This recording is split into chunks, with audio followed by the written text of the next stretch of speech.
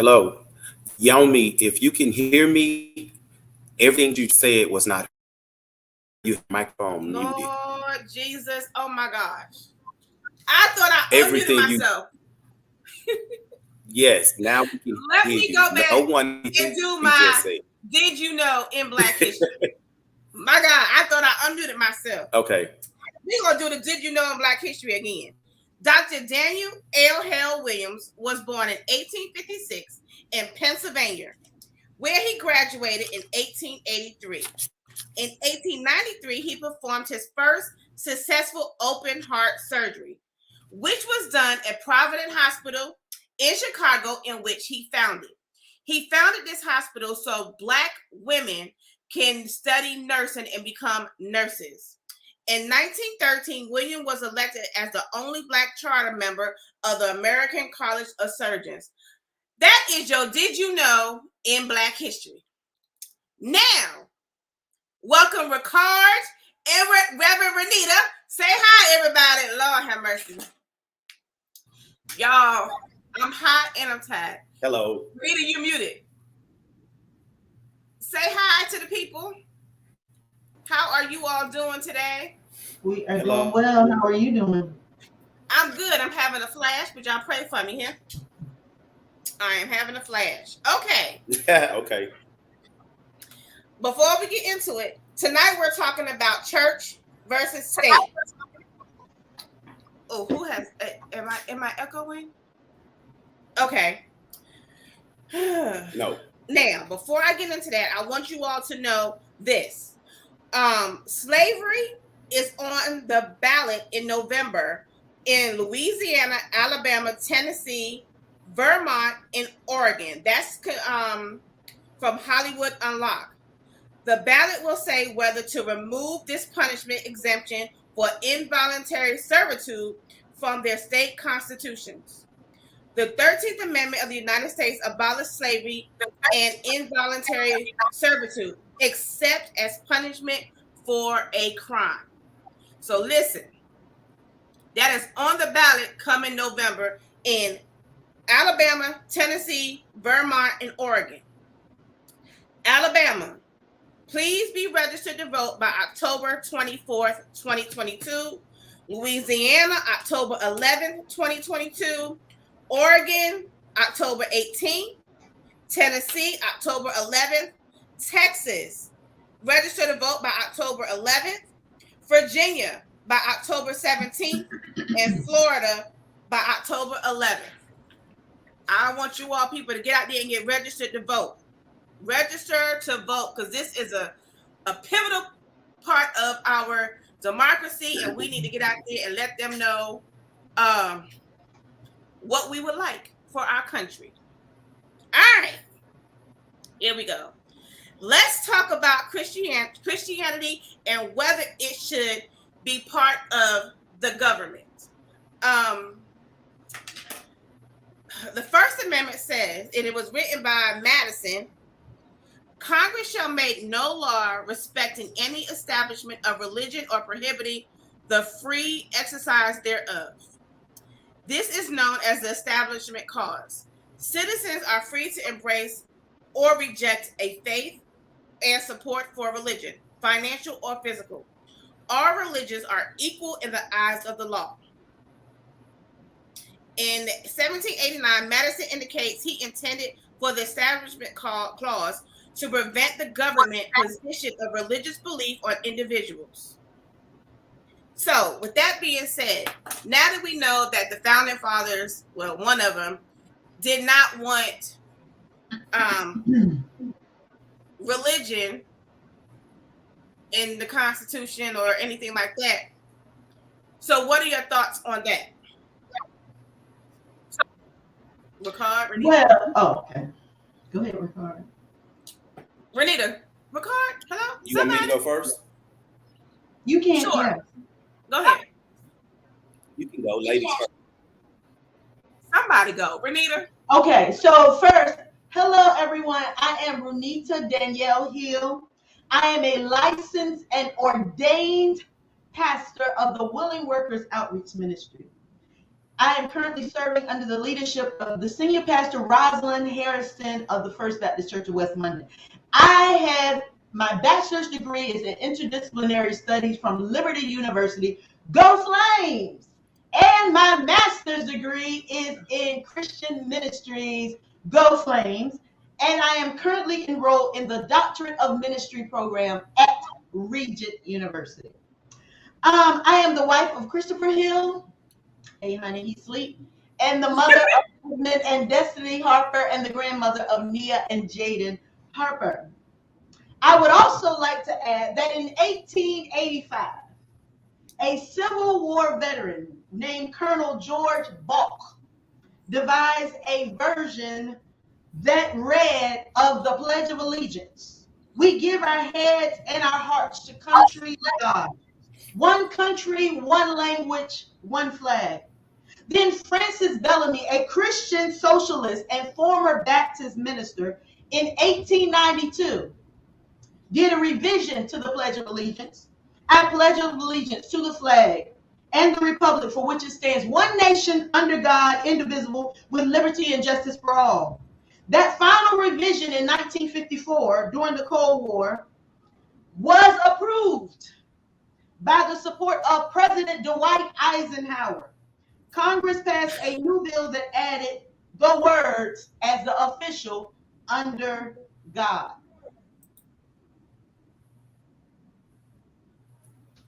Okay. Record.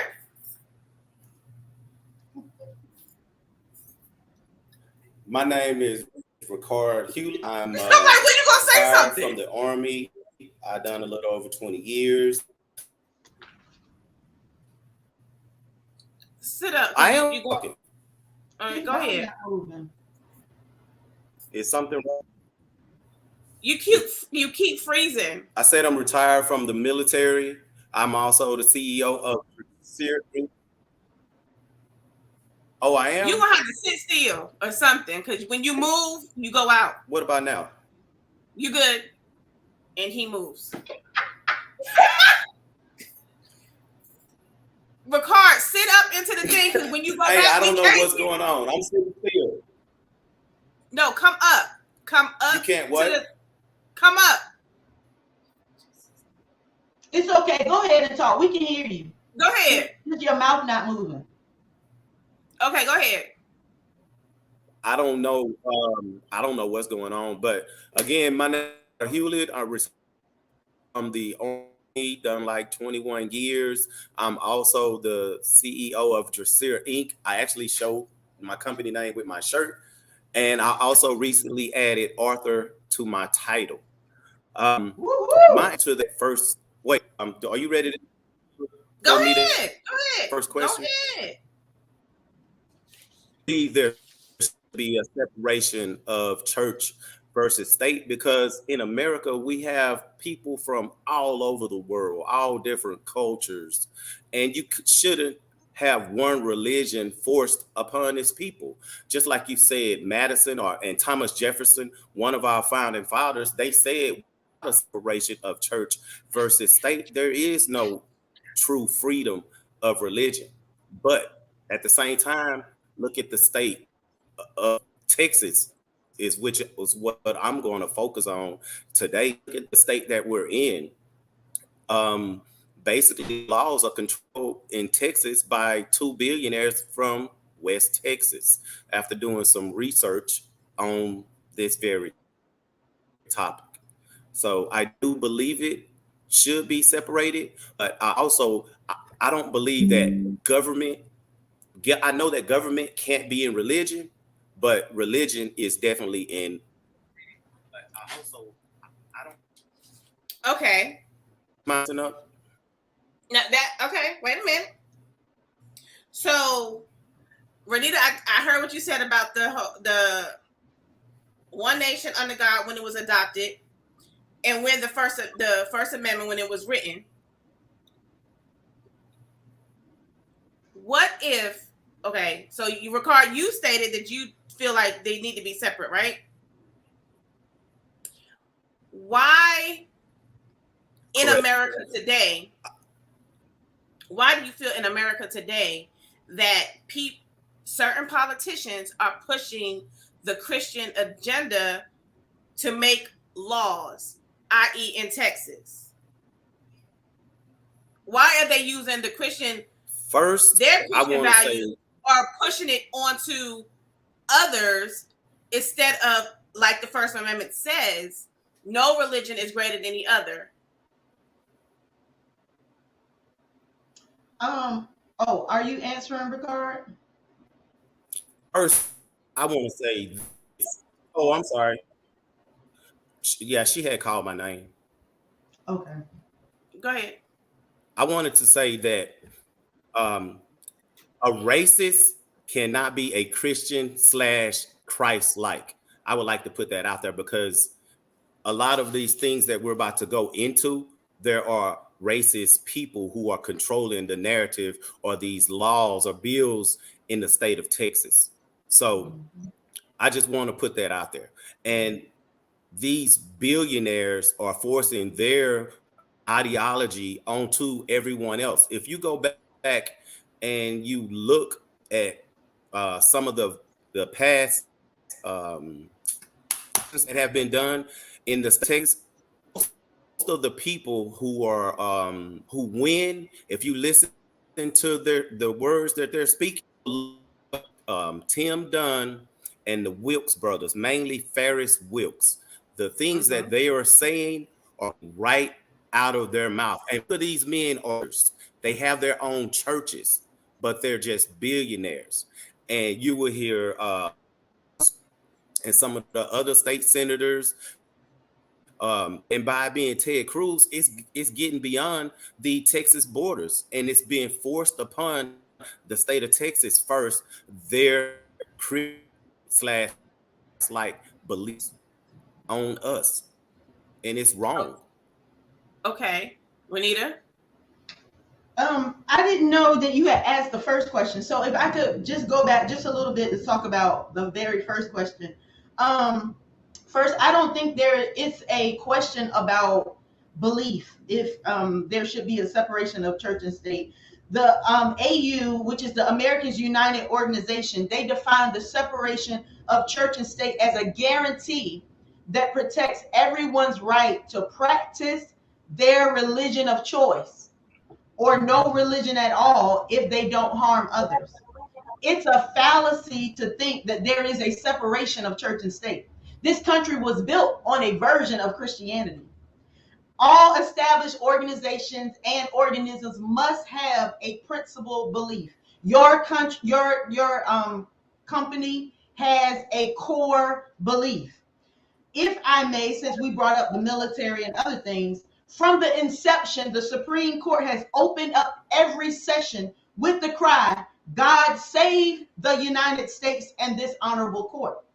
When you swear into any branch of the military, you say, I do solemnly swear and affirm that I will support and defend the Constitution of the United States against enemies, foreign and domestic, that I will bear truth and allegiance to the same, and that I will obey the orders of the President of the United States and the orders of the officers appointed according to the regulation and uniform code of military justice, so help me God. Then, when you swear in to testify at court, do you swear that the evidence that you shall give to this court in this matter shall be the truth, the whole truth, and nothing but the truth, so help me God? Okay. The official motto of the United States is, in God we trust. It used to be El Pluribus Unum, out of many of one, which was the de facto motto that they brought over here from where they came from. But it changed to in God we trust. And if you would go and look in your wallet, check any coin, check any bill, that's what it says on the currency. Lastly, because I don't want to use up all my time, we live in a country with people that want leaders of this country to be fair. We want them to be just, and we want them to be impartial. We want them devoted to governing a country that is in favor of all. Yet we expect them to be able to do this without anything that provides a metric on which their moral compass is measured. We also want them to do this without a standard in which their values will be regulated and or maintained. Most importantly, we want them to do this without being reporting to or held accountable by any higher authority. Impossible. And I ain't even going to tell you what the Bible say about it, but that's just impossible. So okay, now, go ahead. No, go ahead. I'll let you just finish. Okay. With all that being said, I understand that we all understand that we have rebuttal to something. Hold on, record. Yes, we all one nation under God. We swear into it. We swear we use the word God. That's a choice that we make, right? So my next question is, the Bible said that we have choices, right? We God gives us choices. Whether or not we choose to, there's a lot of atheists out here. There's a lot of Islamic people that study that. There's some Buddhists here. Whatever your religion is, just because you get into an office seat, an elective seat, I can't go and say the Quran says this and we should do this. Now I'm gonna say, like in Texas, again, as Ricard was saying, in Texas, the Wilkes brothers and Dunn, these two men actually are picking. They actually are picking who represents the state of Texas, legislative here, because if you don't yes deal or meet what they want you to meet as far as your Christianity is concerned, they get you knocked off, and you will not win your seat in the state of Texas. Now, what was your rebuttal to Ricard? Yomi, did you have scorecard? The scorecard. The scorecard. That's what you had to say? Yes, that is what the Republicans use, and it's monitored. It's monitored by Tim Dunn and Fast Wilkes. And the way this basically your governing philosophy. I wrote it down. Your governing philosophy versus your fiscal responsibility. So, and whoever scores the highest as far as, fiscal responsibility, that's who they put their money behind. It's a scorecard. Only the Republicans use, and they all know if you don't go with what those two men done say, you very likely that you're going to lose your campaign. So all of them do what they say. And my rebuttal to what it was just something about the kind of in a capitalist country. It will be great if everyone did have those morals that she was speaking of. But in this country, the dollar rules. That's it. Very wealthy get what they want. It would be great to actually say, in America, we actually live in a democracy. But in reality, we do. Look at the election. It's the president became president because of what the Lord, you were going in and out. Your what's the name is horrible. Those numbers. The Electoral College. I can't even remember what they called. But basically, he lost the popular vote.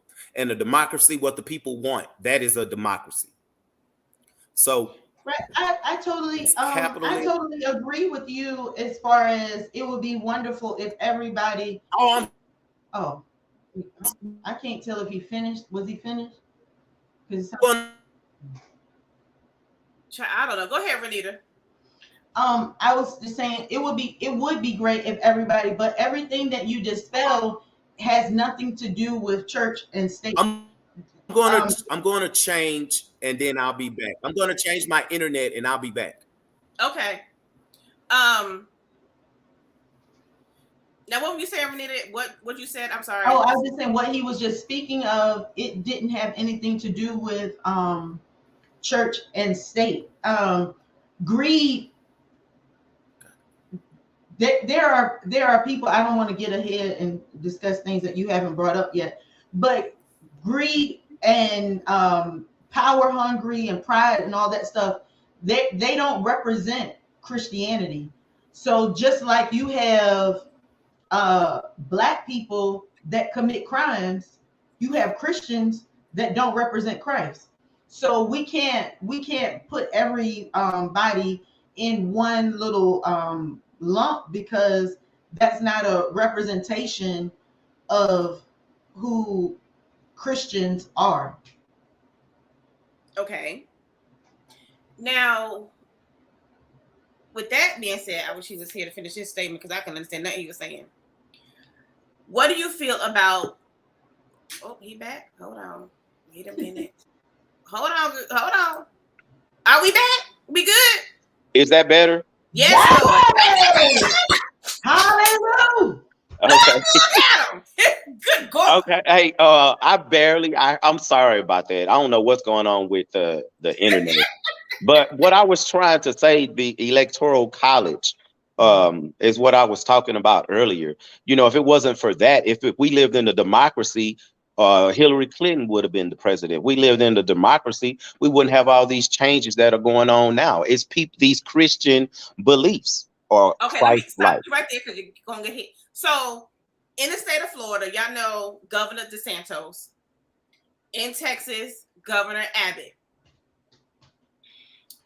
DeSantis is putting out writing laws into effect to where the if your child is transgender or because his beliefs, that is not Christian like, it's against morals, it's against whatever. And in Texas, and if your child says he wants to be transgender or they say they're gay, and your neighbor finds out about it or whatever, you can go, they can call the police and you could be held responsible as child abuse.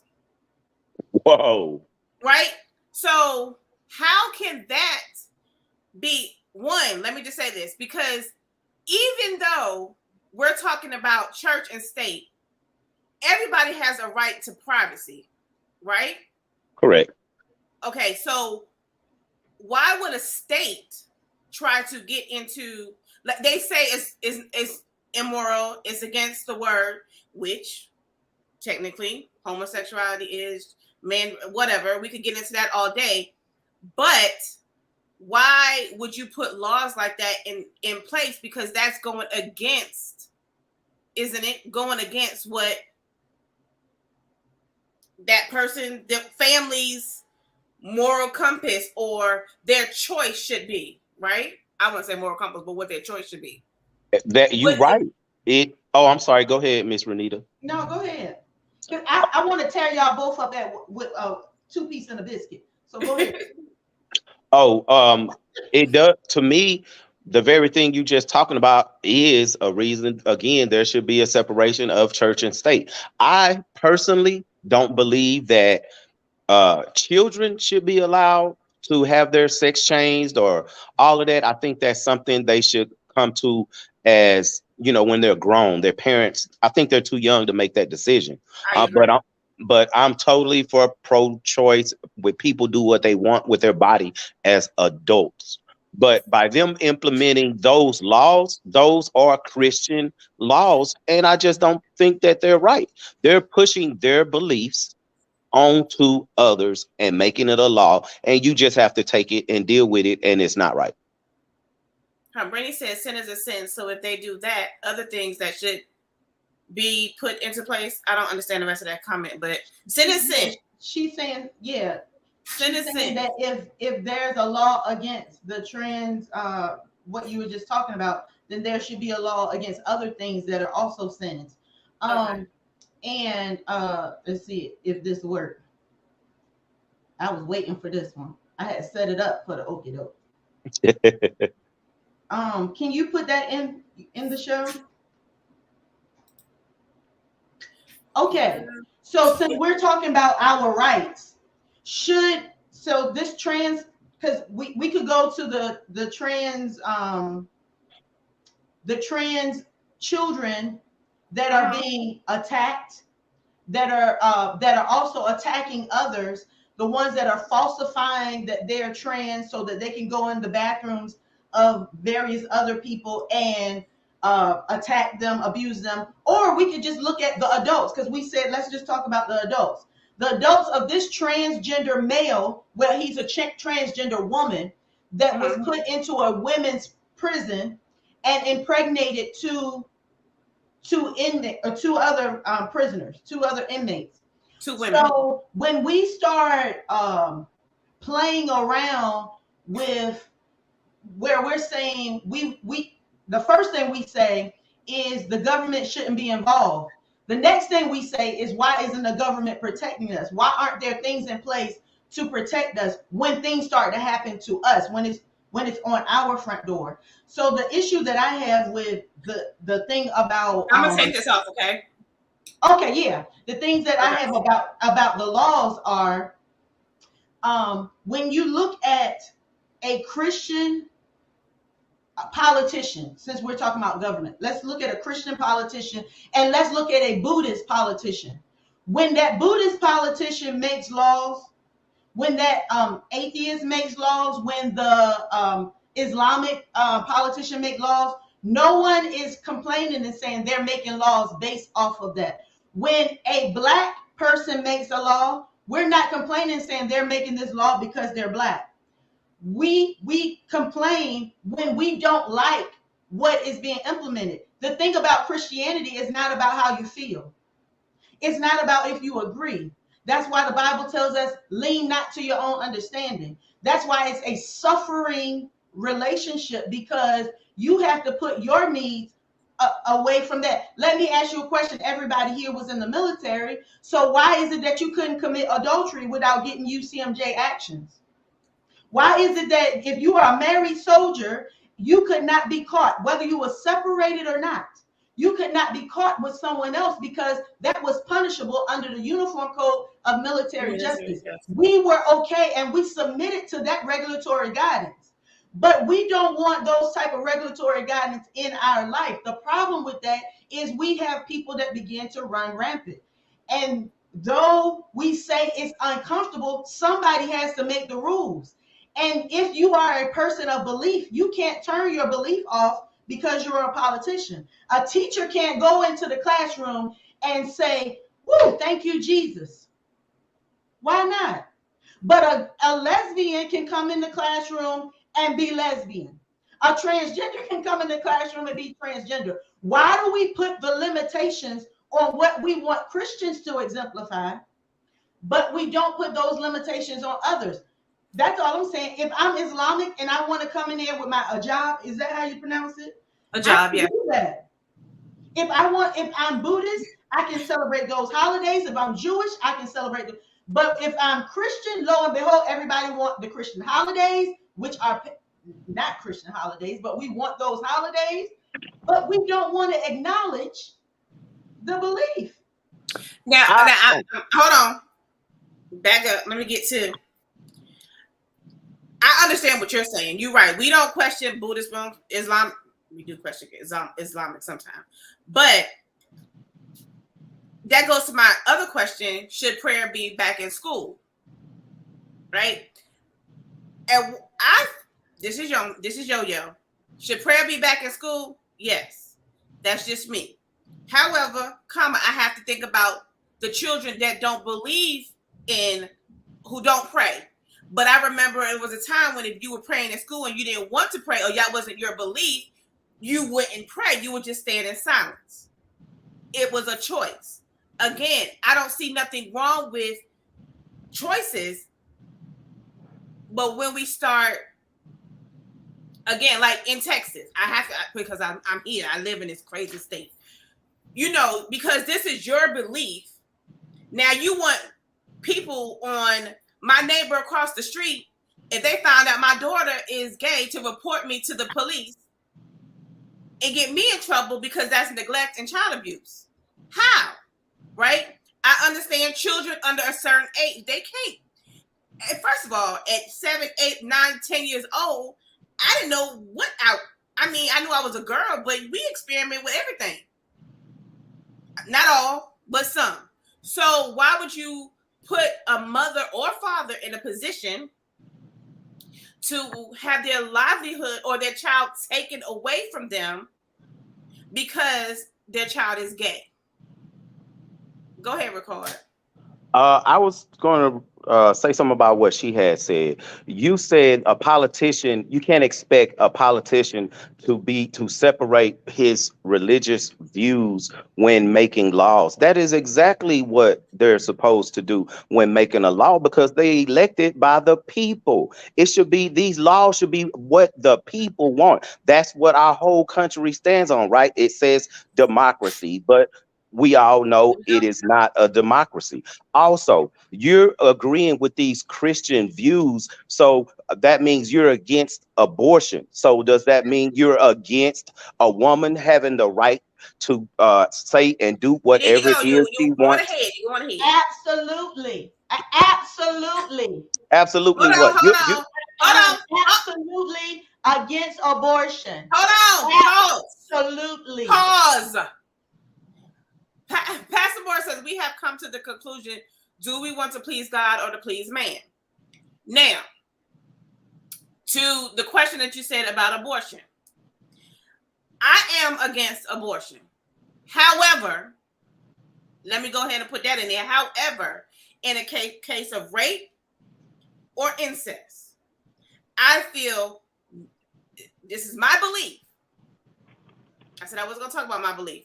But in a case, if you're having an abortion or the health of the mother, like the lady in Texas who actually had a miscarriage, still had the fetus, had the miscarriage, and because they detected a heartbeat, it didn't come all the way out.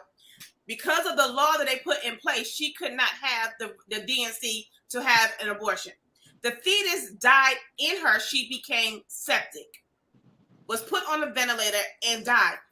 That, to me, just because you don't believe in it, this woman had a miscarriage.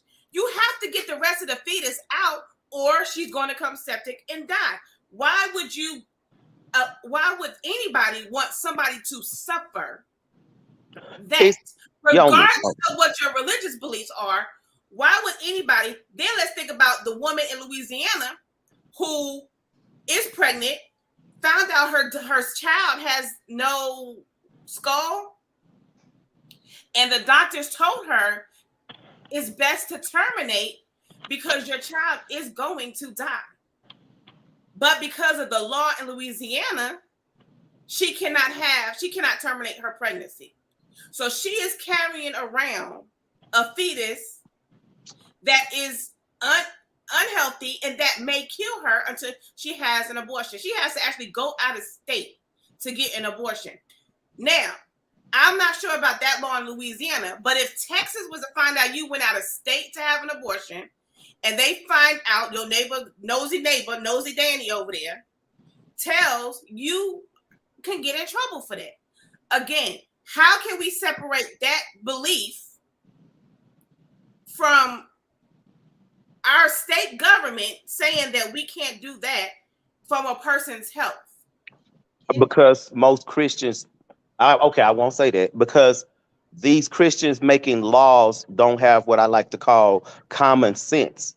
But when she said she was Miss Runita, you're totally against abortion. So that means you're against a woman having the right to do what she wants with her body. And I just don't believe that some old man should be, or some man period, should be telling a woman anything to do with her body, because y'all bodies go through a whole lot. And if we're going to get into abortion, it gets way deeper than that, Miss Runita, because the whole reason they don't want abortion has nothing to do with their Christian beliefs. It's all about more white babies being born. If you do your research, 60% of abortions are done by white women. And on top of that, they get, I let you finish. Can I finish, please? Can I let you finish, please? Let me say the statement. Pastor Morris said that's archaic to make someone carry a fetus that can jeopardize their lives. It is, but it happens. Go ahead, finish. A majority of abortions are done by white women. So doing away with abortions and not allowing people to have abortions, they get a twofer. See, what you don't get is that now more white babies are going to be born. And on the number two, Black women have the highest mortality rate when it comes to giving birth. So now you're going to have more white babies born, more Black women dying from giving birth. And on top of that, it all boils down, and what it's all about is power and control. If you look at our economy since the year 1999, we were growing overall as a population. If you go back and you look, the last time we grew overall as a population was 1999. And the populations that are growing are Spanish, then Black, then Native American, and then, Caucasian or white is way down there. In 20 years, 30 years, white people at the rate it's going will not be the majority in this country. And that terrifies them. Stopping abortion has nothing to do with Christian values. It's about power and control. Okay, thank you so much. I'm so glad you said that. First, I would like to go back. So when Brittany said you can't force your beliefs on everyone else, absolutely. There's no one's beliefs are being forced. The Establishment Clause states very clearly that the government cannot force a church or establish a religion. They didn't establish a religion. But what we fail to realize is that who you are as a person, it goes to you to work. Who you are as a person, it goes to you. When you was a soldier in the military, it went to you. There were certain moral things that you did not do based off of who you were and who you were raised to be and what you thought was right and what you thought was wrong. What we are doing right now is what they've done to Black people for centuries. We are generalizing people based off of a few. There are some Democrats that are Christians, and there are some Democrats that don't care about Black people as well. There are some independents, some liberals. There are all these different people and classes and categories that are. None of that has anything to do with the Christian religion. There are Christians that don't live up to it. You can just say, F that B, go with I screwed that hoe and give an honor to God at the Grammy Awards. That's not a representation of my God. Anybody that does not have compassion, that's not a representation of God. So we can't generalize and say that everybody that is faulty is a representation of God. If that's the case, Ricard, then you as a Black man, you ain't nothing but a low down, dirty, cheating, not paying your bills, not taking care of home dog, because that's the narrative that's been set out there. I am simply saying that being pro-life does not negate you or make you then against a certain class.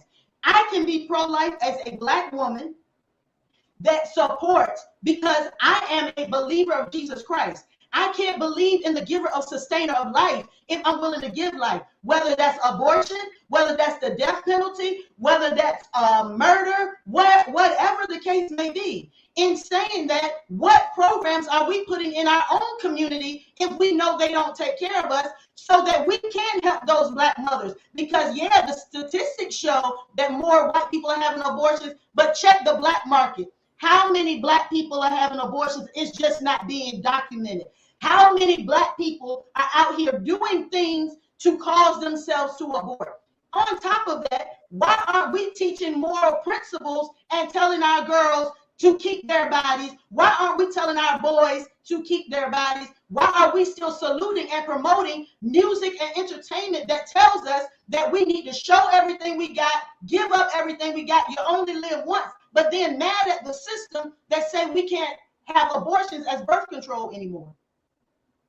Now I'm gonna say this: abortion is birth control. No.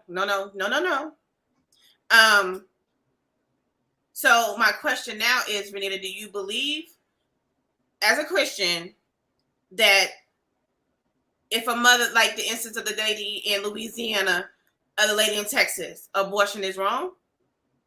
No, that's not an abortion. Oh, I'm just asking. I was just wondering. That is a medical procedure that's necessary for someone's life. That's pro-life. if you're pro-life, you want to sustain the life that's here. But contrary to popular belief, at conception, that is a baby. 4 weeks in, that baby has a heartbeat. 4 weeks in, that baby has a face. 4 weeks in, that baby has a heart tube. 4 weeks in, the baby has blood cells. And you may say that an acorn ain't an oak tree, but it is. Plant the seed and let it grow. It grows into an oak tree. So don't tell me that the baby at conception ain't, because then how did we get here? Look, so you're saying the 10-year-old in Indiana should have been forced to give birth to her rapist child? The what? The what-year-old? The 10-year-old in Indiana should have been forced to give birth to her rapist child. What I'm saying is that if I am pro-life and against abortion, then just like if God forbid, or let me just say, when somebody murdered my family, when somebody did something to my family, as bad as I wanted them to die and I wanted whatever to happen, I'm pro-life. Killing them ain't going to change anything else. So, unfortunately, there are going to be a lot of people. Our ancestors, they birthed their rapist kids. Yep. They sure did. Yep. My grandmother and them was having kids at 13. Yep. So unfortunately, if God allowed it to happen, I trust his will more than I trust mine, yours, and Yo-Yo's, and any other person that is the creation and not the creator.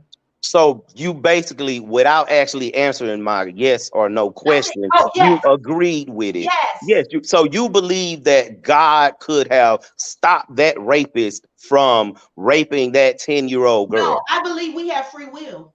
Exactly. We do. But you believe it was God's intention for her to get pregnant by her rapist. I believe we don't know who that seed is.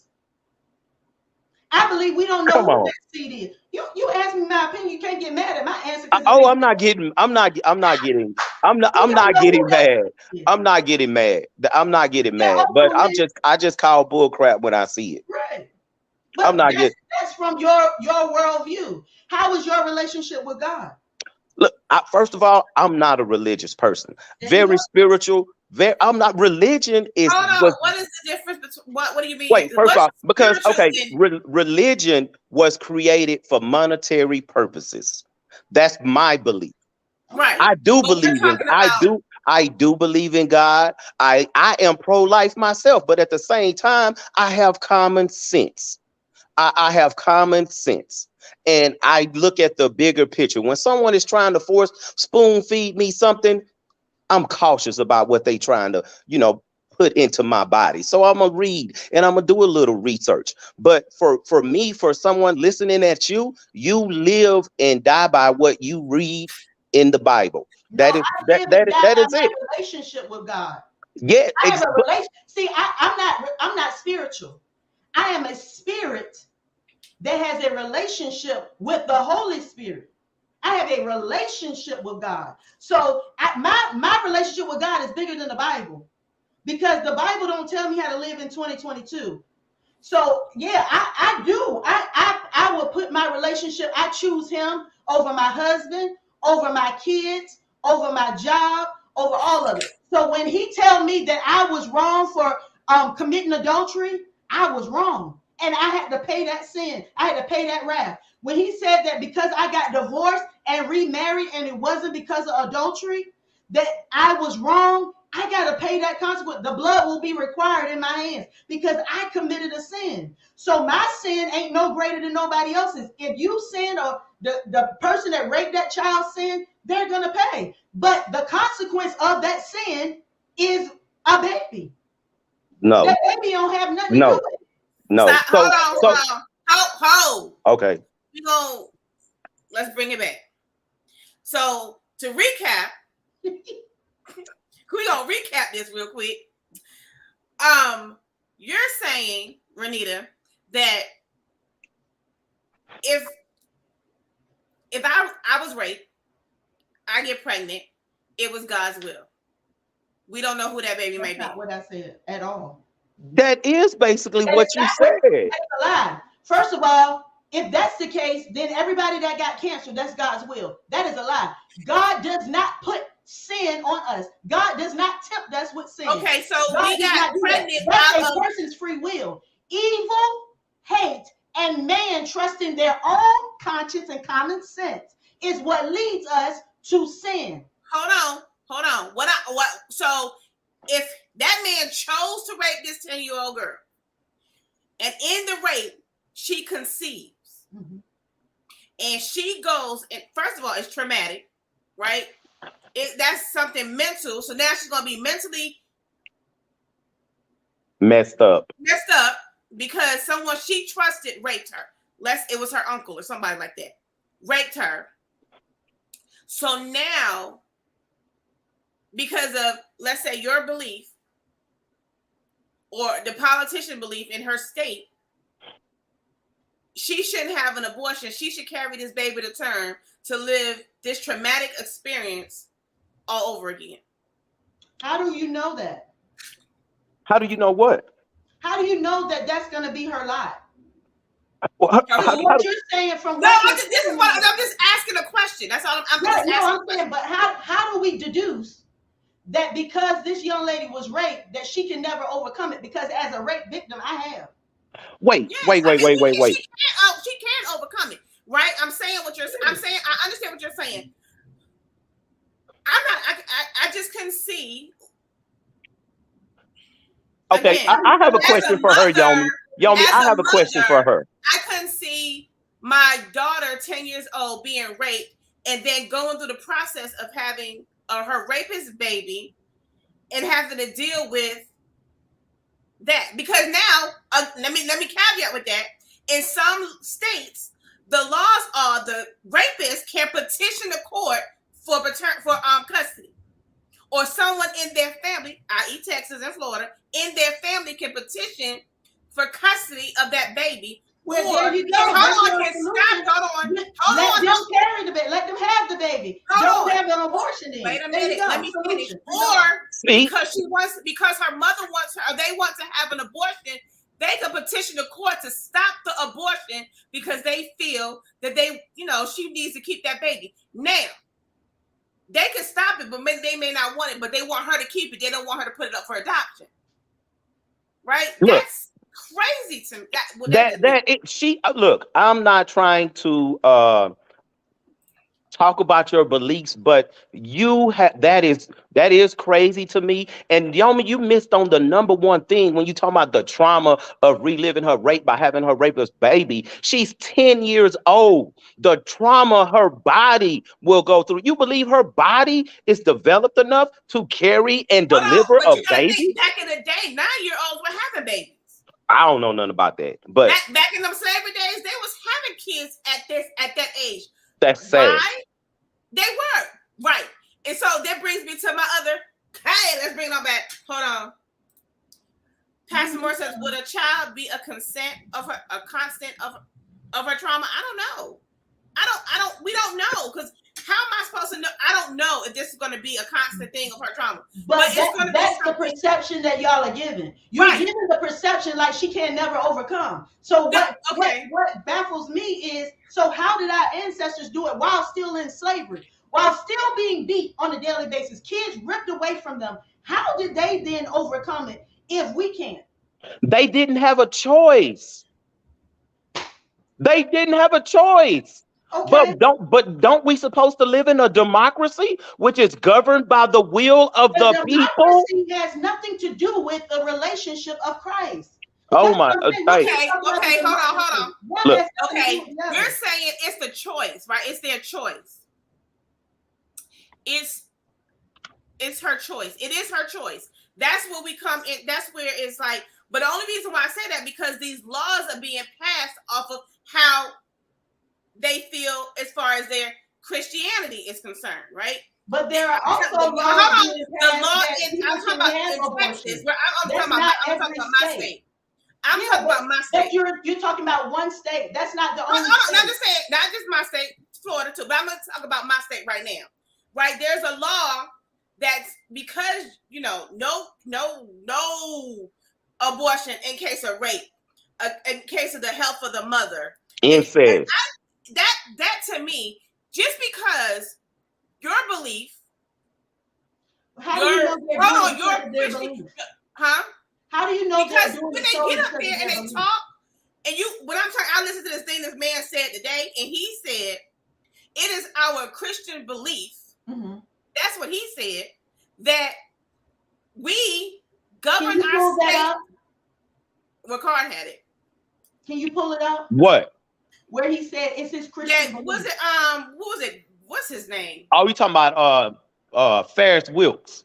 Yes, That's what you're him. talking about. And Yes. he's a politician where? He's not a politician. Right. He's a billionaire. Him and Tim Dunn. Here. He takes the politician. He put him and Tim Dunn are putting the politicians in place to put that's gonna vote his or their Christian values. If you listen to what the people they put into a place, they're basically saying exactly what they preach in their church. Go look them up. Go look Tim Dunn, Ferris Wilks up. And with your belief, when you say you're against Hold on, let me read the statement. Okay. Pastor Morris said Georgia will now send you to prison for 10 years for having an abortion. So with what you said earlier about the woman who died because of the she had a miscarriage. So it was okay. It was okay to force that woman to not allow that woman to have an abortion and let the baby live, but by not doing it, it's okay for her to die, but not the baby. Where does that make sense? Who said that? That's you just basically said Yomi told you the woman died because she couldn't have an abortion because what you said didn't come all the way out, the fetus didn't come all the way out, and I had a heartbeat. Because of the heartbeat law here. And what was my response? Say again. And what was my response? You basically said there's no reason for an abortion. That's not what I said. Not for that case. Medical abortion, a medical procedure is not, in my view, is not considered an abortion because you are protecting the life that is here. That is my exact words. What I did say was about the 10-year-old. That's what I said. But a medical procedure, of course, you want to save the life of the person. I still say there's a whole documentary about the 8 powerful families that are running this country. Again, that has nothing to do with my Christ.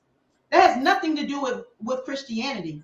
Nothing at all. Because pride and a divisive spirit is something that the Lord abhors. So there is nowhere in the Bible where the Lord is going to tell anyone to not have compassion, not be forgiving, not be merciful, not be graceful, and not be loving.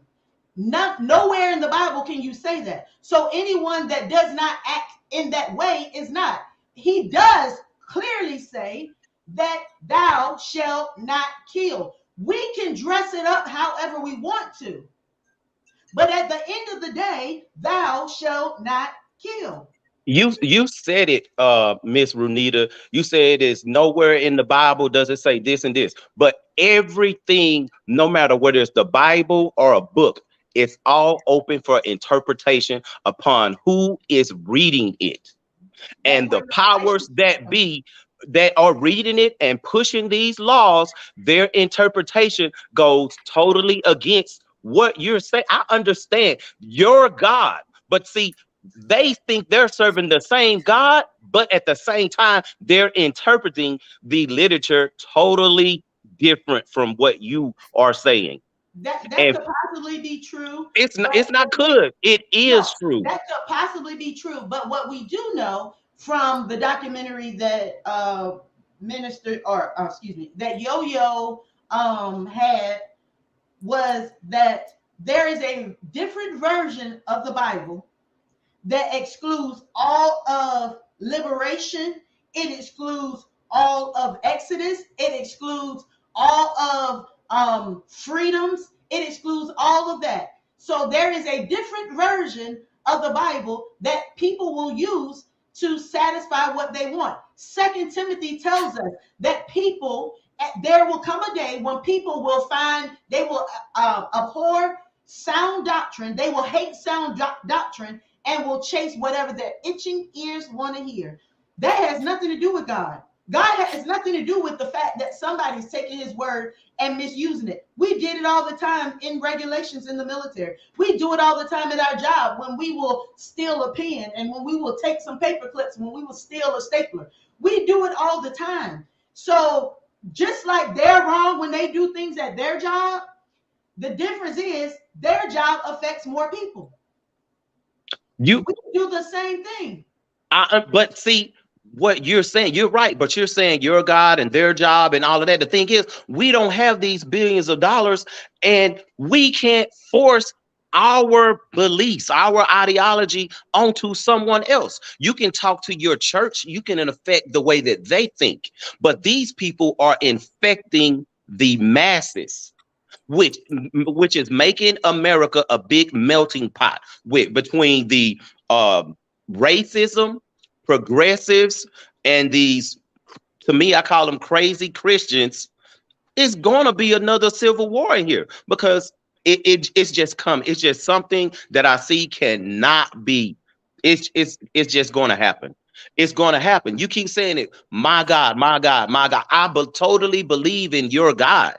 But if you go back and you look these two men up and you read about them, they literally believe that they were chosen by God to do the things that they are doing. So did David Koresh. Exactly. And it didn't make it, and it didn't make it right. It didn't make it right. But see, David Koresh, he affected small amounts. These people are infecting. From now, it's the state of Texas, but it's spreading because they got long money. Look it up. Look up those two men. Okay, I'm gonna look those two men up, and here's what I want you to do. I want you to look up Jesus, because obviously you believe in the power of these two men more than you believe in your God that you're spiritually in tune to. I didn't say that. I didn't say that. See, okay, I'll give you an example. I'll give you an example. Wait, I want to, Yomi, please let me give her an example of how I believe.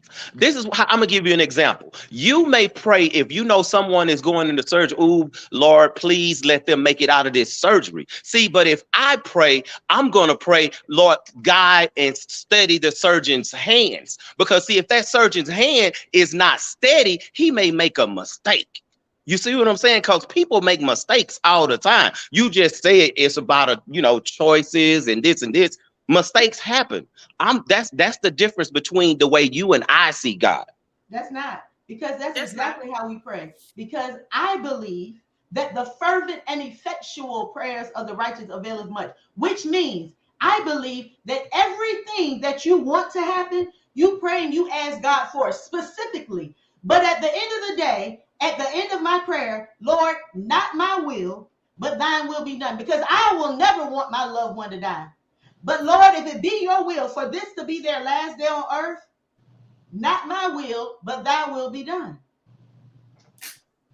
And I'm sorry. So you believe that if someone is murdered, if you get murdered right now, it was the will of God? No. Okay, so let me.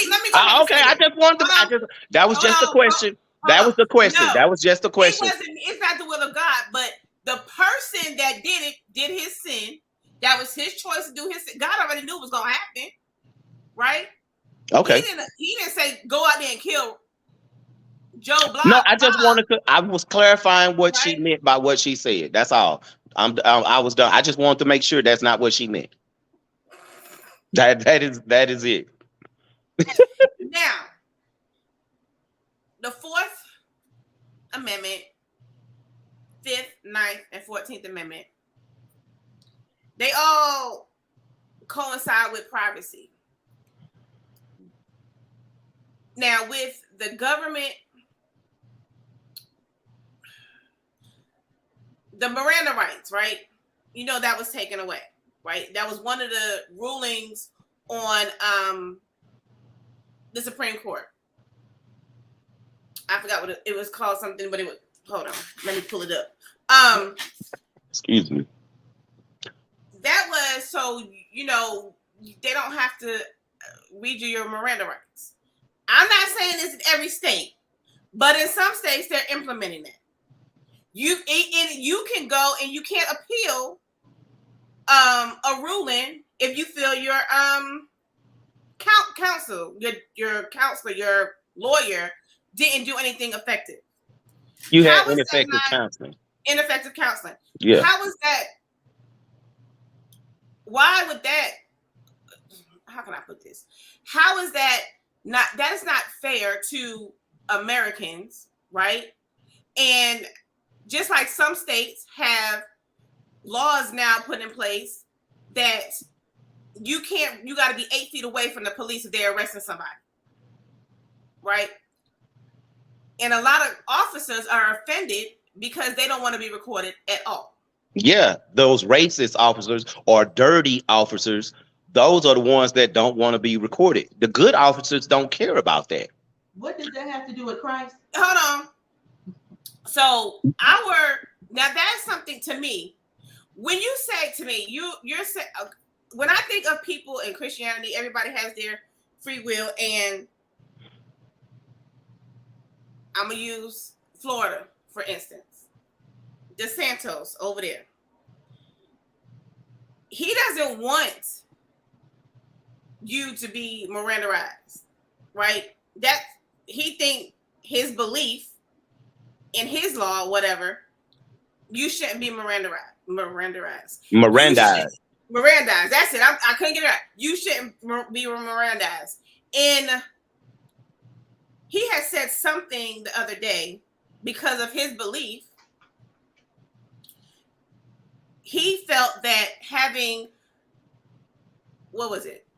The teacher the principal took the stuff down in the classroom, all the stuff about the black people and stuff in the classroom, because they don't feel that needs to be taught in school. You talking about the critical race theory? Is that what you're talking about? Yeah, yes. That's what you're talking about. The critical race theory. How can your belief, because you don't believe that about critical race theory, how is that actually going to help our society?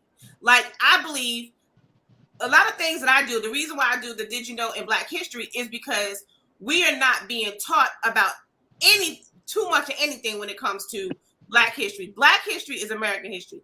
And a lot of, I'm going to say Christian Republicans and some Democrats feel that we should not put those in schools. They don't want it. Basically they giving it some little proper critical race theory when all it is, they want to take the Black history or the history that has happened to Black people in this country out of the textbooks. That's basically what it boils down to. And it's those Christian Republicans or Democrats, either one.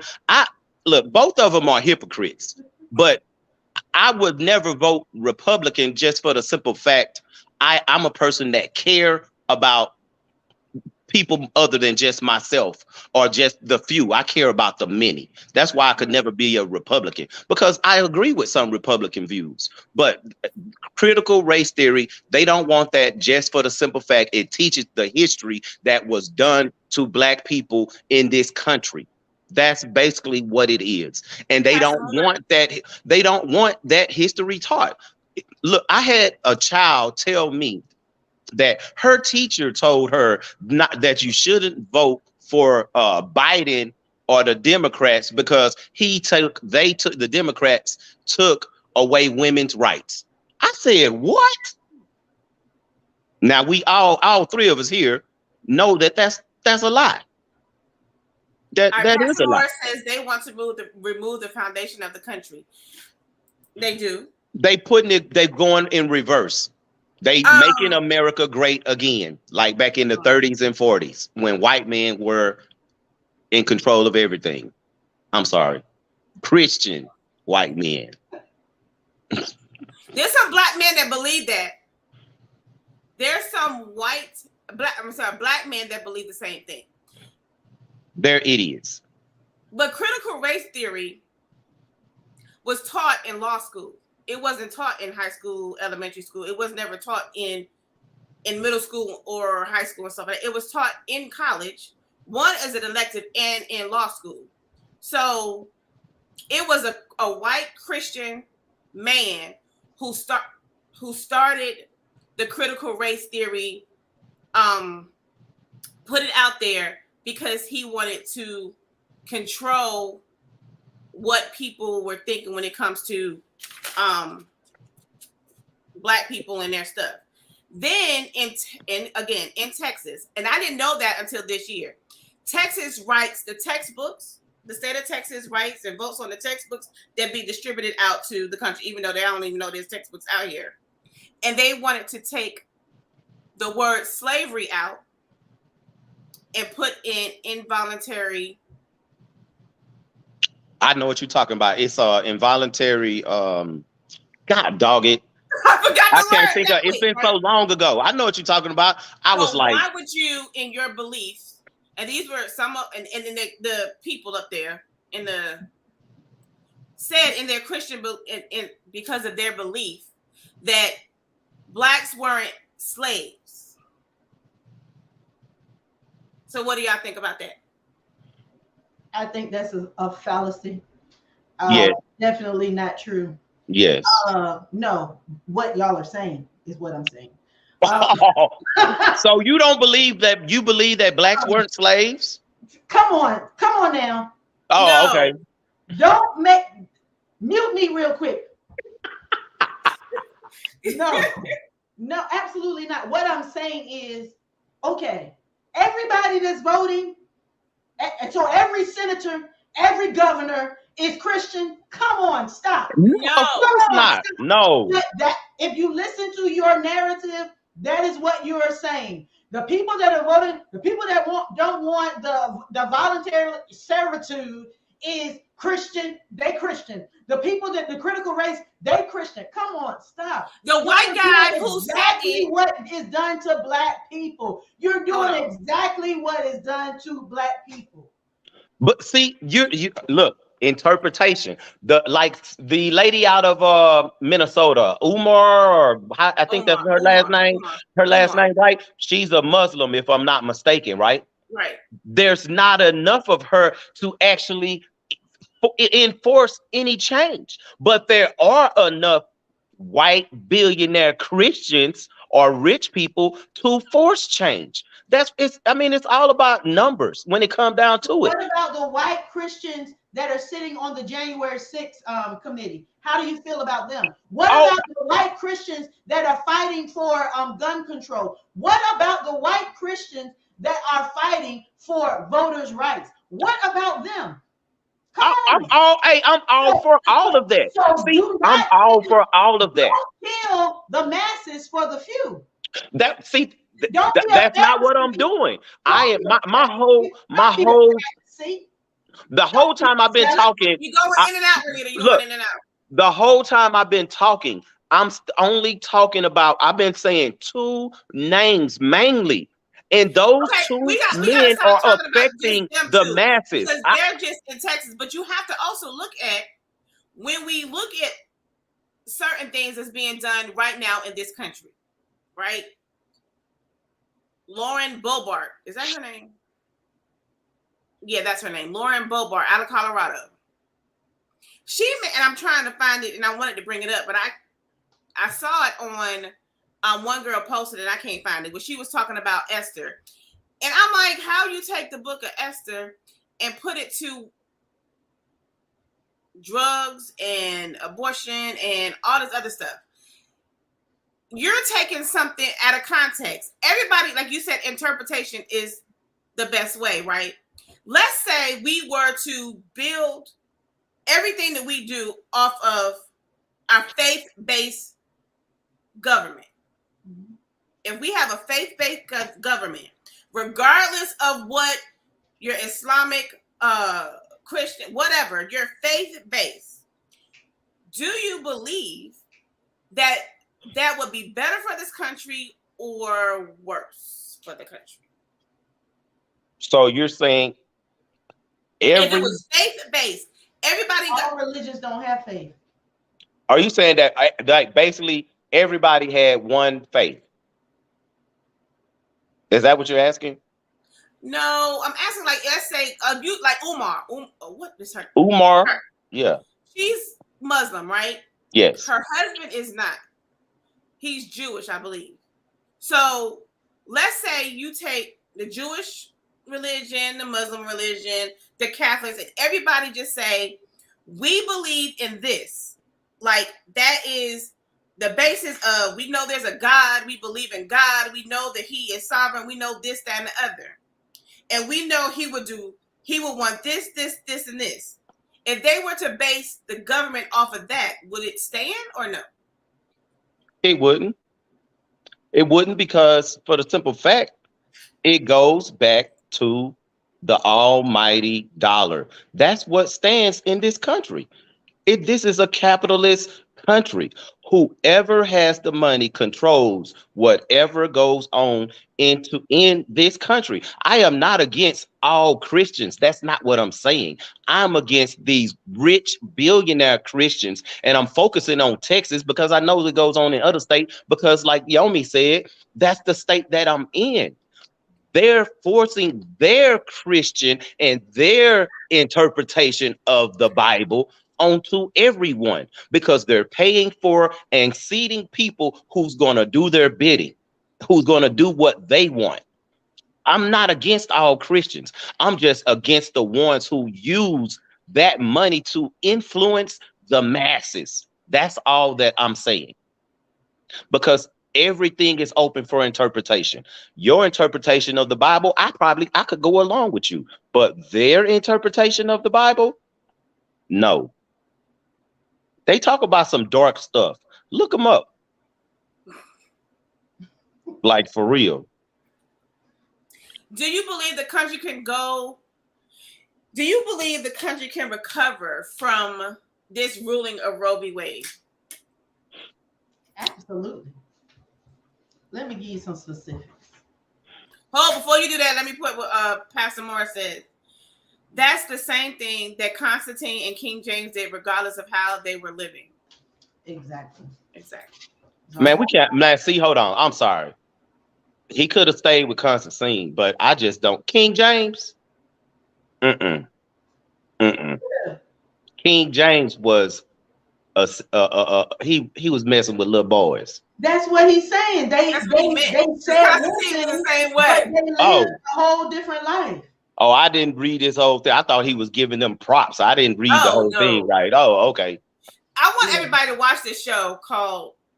You got to pay for it. I got what? $7, I think. What's the show? It's called Unspoken. It's a documentary of Christianity. But go ahead, Renita. What was you about to say? Oh, I do believe that we as a people, we were created to be resilient. You know, I know y'all don't, this is not popular, but the Apostle Paul, he's taught the church of Corinth that, you know, we are hard pressed on every side. We are crushed, but perplexed, but not in despair. Persecuted, I think he said, but not destroyed. So we are made to be a resilient people. When a bone is broken, the body automatically repairs itself. When you cut yourself, the body automatically scabs itself. When you get sick or get an infection, the body immune system isolates it and already begins to attack it. God created that. Yes, he did. And he created us to be a people that is resilient. The problem is, how do we want to bounce back? How do we want to recover? Because some people are more interested in recovering and what looks right to them, going back to what Pastor Morris said earlier in the show, or what's right with God. What's right with God is never going to feel right. It's never going to be what the masses want to do. It's never going to be something that we're all excited about. It's not exciting for somebody to cuss you out and you to bite your lip and not go after them too. It's not exciting for somebody to steal from you and you say, hey, don't just take my shirt, take my coat too. It's not none of those things, but that's the Christian way. So my thing is with Roe versus Wade is get over it. Get on, move on. Aren't there more important things that we should be focusing on since they have done that and we know there's a problem in the Black community? What's your shirt, Dressier Inc.? Yes. What y'all doing for the community to educate these young women and young men about body image, and so they're not out here being promiscuous. What kind of condoms and contraceptive are we passing out? And we're talking about in the local churches so that we can stop these kids from being out here. What shows are parents now telling their kids they can't watch? The ones that we're sharing the twerk videos, but we won't share a scripture. I mean, there's a whole lot of things that we can do differently if we really want to change our community. So we don't even have to worry about what another race is doing. Because if we're saying that the reason why abortion is being outlawed is so that the black people can die and the black babies can get terminated, and black mothers, and then more white babies, that white replacement theory. If that's what we're saying, then education and intellectual property is something they can't take away from us. So why aren't we out here educating our own, creating our own, establishing our own, so we don't have to be dependent upon the government and whatever it is that they're saying or they're doing? Look, you clearly are not a Facebook friend of mine, because I'm all for that. I've spoken at schools about some of the very things that you just said, but who am I? I'm just one person. And if there's other people out there who do it also, but again, it all goes back to the dollar. I understand what you're saying. If I had $1 billion, of course, what I think and the way you think, if you had it, we could change more people's minds and we could do more for the black community. But I can change people's minds with no dollars. With no dollars. Yeah, only a few. A few. They're changing the minds. That one change one. That one change one.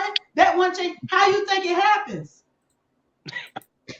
The way you're doing it, it would take a long time. Okay, it would take a very, very long time. I totally agree with what you're saying about education in the black community and all. I'm totally agree. We are our own fault. Or look at the feminism of the taking. I won't say feminism, feminizing of the black male, or removing the black male from the home. Who is doing that?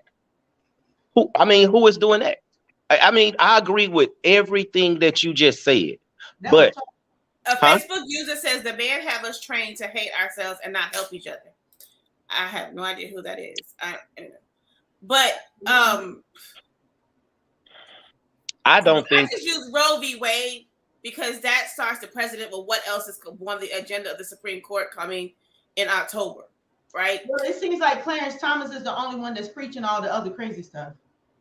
Well, the only way to get past the Roe v. Wade, to me, in my opinion, is to turn it back. Because look at the Republicans. First of all, listen. I'm gonna say this. They're not going to reverse it and turn it back to where it was before this year, right? We already know that unless they pack the court. And if the Democrats win the Senate and the House with a majority, they will definitely pack the court, and it will be overturned. It will be. It will. And if Beto O'Rourke wins governor of Texas, the Texas laws will be changed. Woo! Celebrate killing them babies. Listen. I want y'all to know it's not just about abortions when it comes to Roe v. Wade. Roe v. Wade is so much more than just abortion. It's about a woman's privacy to make her own decisions, right? It's about who gave her the privacy? Please tell me, Christian people, where in the Bible does the Bible say that if they violate your privacy, you can kill people? Because that means when somebody. No, I'm not saying that, Renita.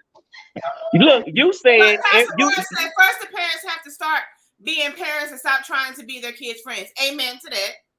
Look, I'm gonna say this again. Roe v. Wade is not a black thing. Okay. Look, you're saying hold on. This will help our community. Look, you're saying earlier you said we have free will, correct? God gave us free will. He gave us free will. Mm-hmm. And with that same free will, we have choices of what we want to do, and we should. So if a woman wants to have an abortion, she should have the will and be The able right. to Not the will, the control right. the right to control what goes on with her body.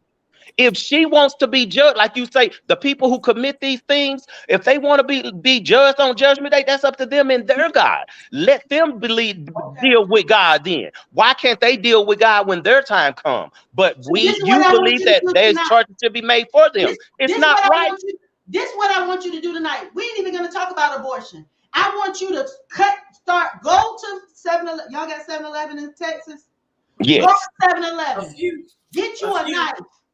Stand in there and start cutting yourself.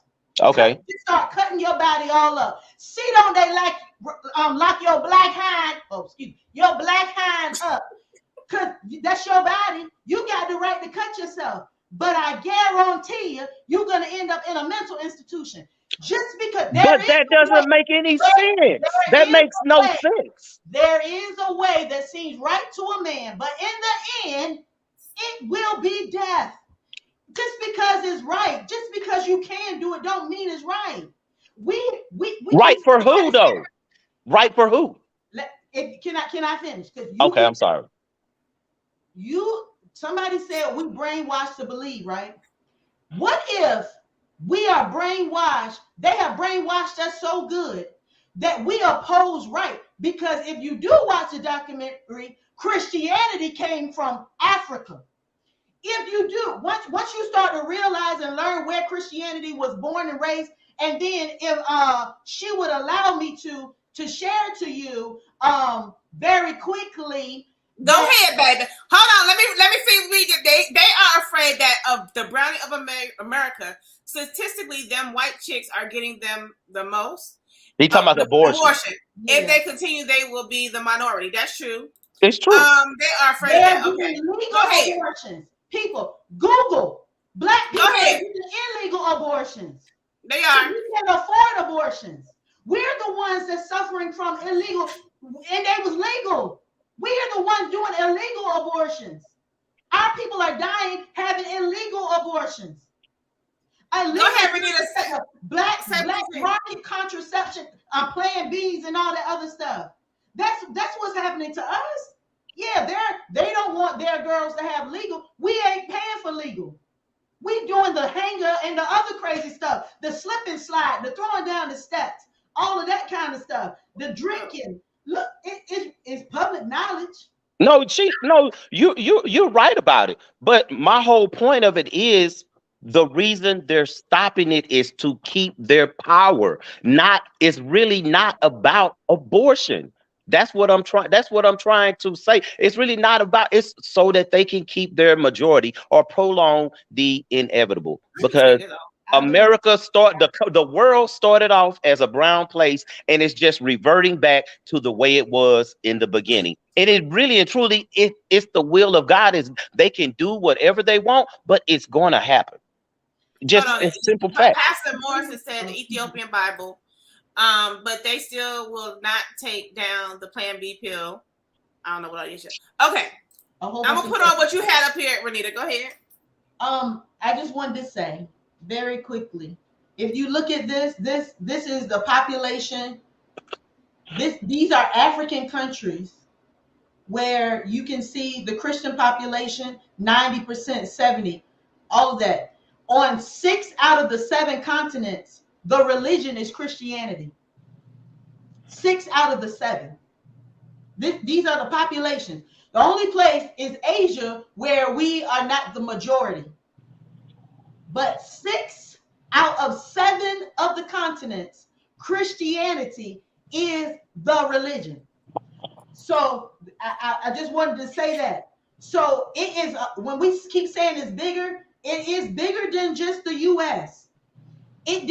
Nothing originated in this Western civilization. Nothing is original here. Africans, Egypt, all of those things came from us, people that look like us. They used a form during not only transatlantic, but trans-Saharan slave trades. They used a form of Christian religion. there are still pockets of people that do that, just like there are pockets of Black people that want you to be falling out, all that, which I do, but then will cuss you out in the parking lot. So the same God that got you speaking in tongues is not the same God that can bridle your tongue from cussing somebody out. There are problems everywhere, and all I am doing, that whoever that is, you're very. They said African was spiritual people. We were never Christians, honey. You need to go look at the book called The Unspoken Documentary of Christianity. Yeah, you'll change your tune on that one, because these books, the whole, it was Christianity is the white man's religion. That is, we were beat to not be Christians, because a baptized Christian was supposed to be free. Yep. So in a lot of places, they didn't want us. That's why they didn't want us to read. That's why they didn't want us to understand the Bible. They wanted us to interpret it their way. That's why. Yeah, the council was brought up of bishops that established that there was Christianity. All that right there you're saying, and there was on that in that movie. So I mean, in that show, you have to look at the documentary. They were put up there to the foundation of Christian religion. It's a book, yes. Liberty University. They got it. But so you can take it off. I have a question for Miss Renita.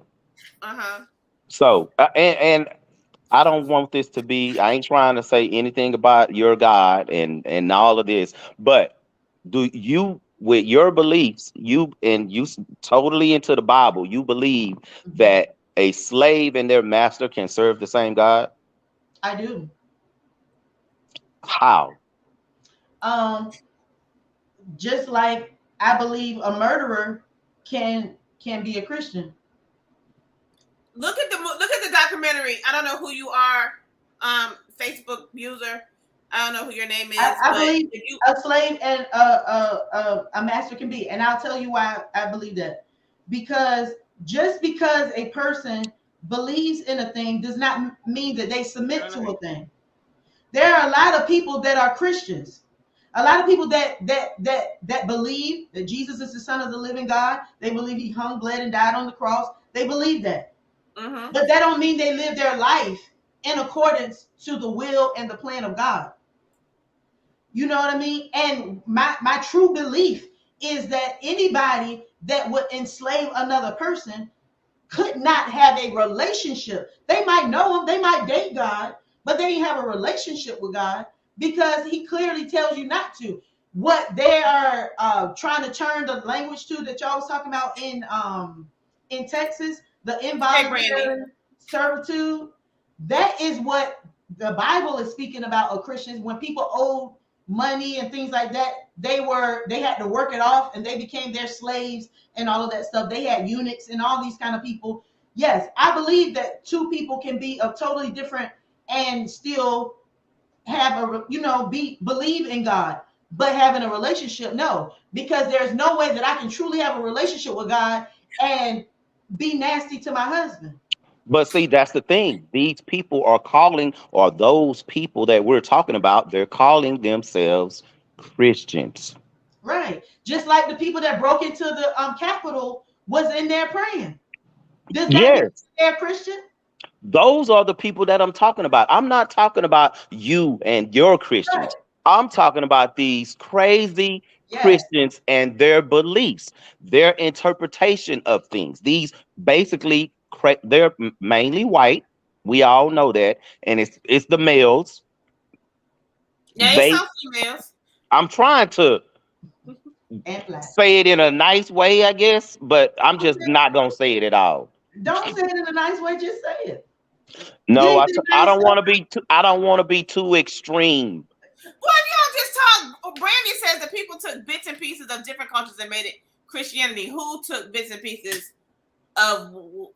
I would agree with that. I would agree that we have a version of Christianity. Of Christianity. Yeah, I would definitely agree, because it's been westernized. It's been, how they used to say in that music, chopped up and screwed.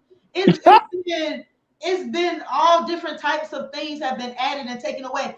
That's why I say, she said, Constantine, absolutely, Brandy, I agree. That's why I say you gotta have a relationship with God that is bigger than the Bible. You gotta have a relationship. You said it earlier. You can miss it. I can read a sentence, you can read a sentence, and we both walk away with something totally different. Right? Exactly. Yes. But you gotta have a relationship because we all got the same Holy Spirit. The Holy Spirit is what leads you and guides you. Are you talking about Christianity derived from Rome? Right. Remember the Roman Council, that version of Christianity. That version of Christianity did, but Christianity actually came from the continent of Africa. The Bible describes Jesus. At the end of the day. Exactly. But she froze. No, she didn't. She did on my end. She's frozen with her mouth open. She ain't frozen. I see her. Oh, on my end, she's frozen with her mouth open. Frozen still? No, you move. I believe what you're saying. The Bible describes Jesus, and just like you talked about Egypt and all of that earlier, right? The crazy Christians that I'm talking about, they believe that the people who built the pyramids were white. Everything that came and happened from Africa was white. Lady Lauren Bogart. Ooh, what is the woman's name? Anyway, her first name is Lauren, and she's out of Colorado. She said that Egypt wasn't in Africa. So I went to the and had to look to make sure I wasn't crazy. But Egypt is in Africa. We know this, right? Yes. We know the pyramids was black people made the pyramids. I don't know what else. But anyway, the families that run this country, the Rothschilds, I don't know these people. Yeah. The Van Duns, the Russells, the Rockefellers, the Onassis, the Kennedys, the Freemans, the DuPonts, the Collins, and the Bundy, and the Oster. Yep. There's a whole They are. That's what we're trying. They are. It's just an old oligarchy. Precedent for this country and what we should say off of their beliefs, right? Of what they want to do for this country. And I'm saying this for me today.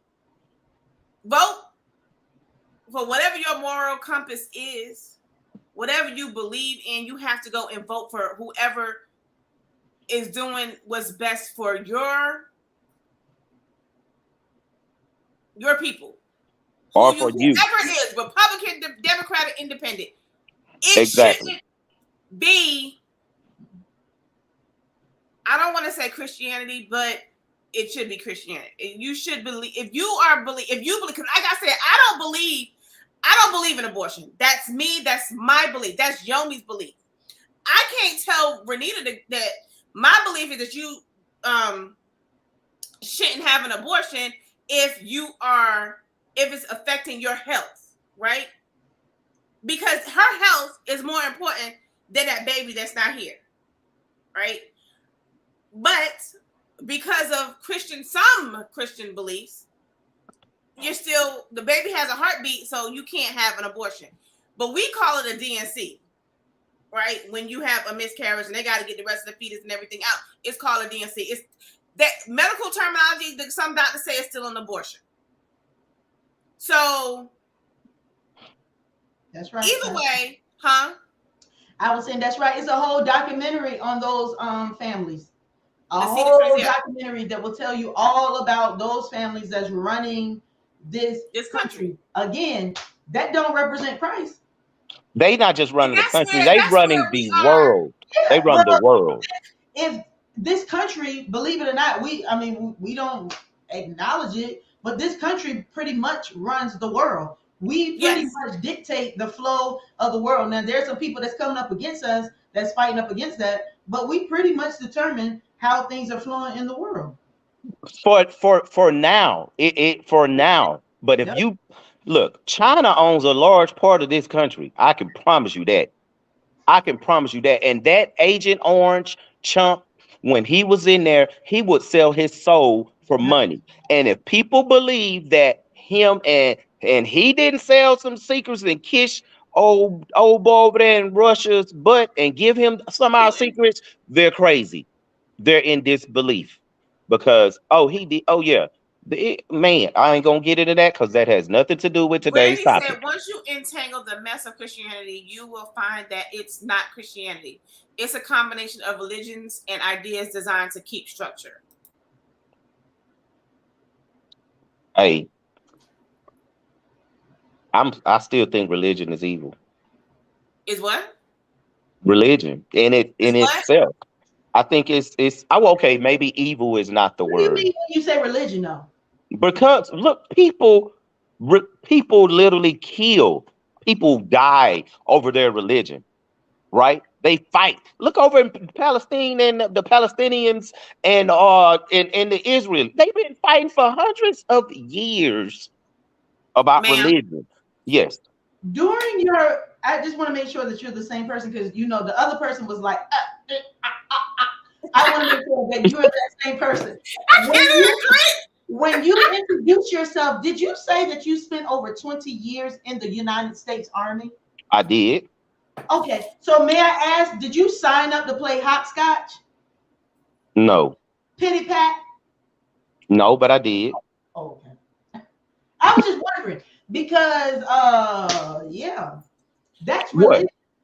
That's religion? Yeah. Look. What time did you wake up? Probably about 5. What time did you have to be in your first formation? 6:30. How many days a week? 5. And you got off from that and you did what? Whatever oh wait. Shower or went to the chow hall? Whatever I wanted to do. And then you showed up for work and you worked your shift, your slave shift until whatever time you got off. She said your slave shift. Hey, hold on. Now, the military, it's not that you're a slave. You're a number. You're really not important. They like to preach that we are, but we're numbers. That's it. It's not a slave mentality. You're just a number. Everyone is replaceable in the military. Everyone is replaceable, but you were told what to wear, where to be, when to be there, and but that has nothing to do with slavery. That's about uniformity. So we can move as one. Come on now. Exactly. That is so religion. We can move That's as exactly one. What you say her name is Brandy, right? Brandy. That's exactly what Brandy was just describing. Once you entangle the mess of Christianity, you will find that it is not Christianity. It's a combination of religions and ideas designed to keep structure. That's why God didn't call us to be Christian. Hold on. Pastor Morris says, well, the word Christian, Jesus didn't, or any of the disciples or the apostles used that. The word Christian was given to us by Roman government officials who are heathens. Yes. The way. Actually, what? Don't it just say be Christ-like? Right. Don't it say just be Christ-like, if I'm not mistaken? Jesus Christ, be Christ-like. That's what they told us. Just like they told you that the dictionary was a word. They told you that today is Wednesday. I totally agree with you with that one right there because, look, I'm not going to get on that. That has nothing to do with the topic. Y'all really didn't answer my question about prayer in school. Do y'all believe we should have prayer back in school? Really? That's where you at? After all?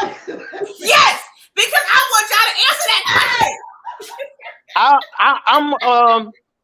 I'll say I'm on the fence about it. I would say yes, because I believe with more, if you instill God into these children at an early age, they're more likely to be better children. But at the same time, how can you force one religion on all these other kids to pray? They pray differently. Now, if they're going to allow every different type of religion to have their own prayer daily, totally bring prayer back into school. But we all know that that's not going to happen. But isn't that the same thing as one nation under God?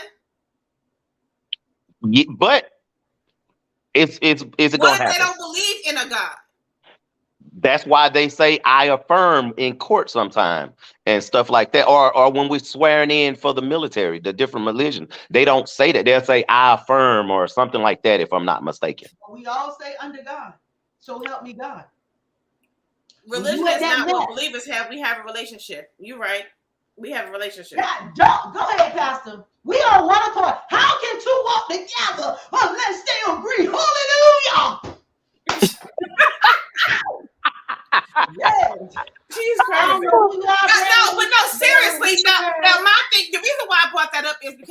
talking about state and church. And if you want to bring I pledge allegiance to the flag of the United States of America and to the republic for which it stands, one nation under God. Everything is under God. And God we trust is on the dollar bills, right? So, excuse me. We all are doing something under God, right? No, but which God is it? I'm just saying, all these different religions have different gods. No, all these religions have different gods. The people you don't have. That's what they say, but that's not what they do. That's true. Because all of them politicians lie. Democrat, Republican, Independent. Talking about prayer. Huh? Prayer. We were talking about the prayer thing you was talking about. Yeah. Hey, it's. He said, but which God, the God of heaven or the God of this world? Whoa. That's not, is it one nation under God, the God of heaven? Or who is the God of this world? You know who the God of this world is, Satan. Well, who is the God of heaven? Because that person, the way they ask that question, like there's two. There's many gods.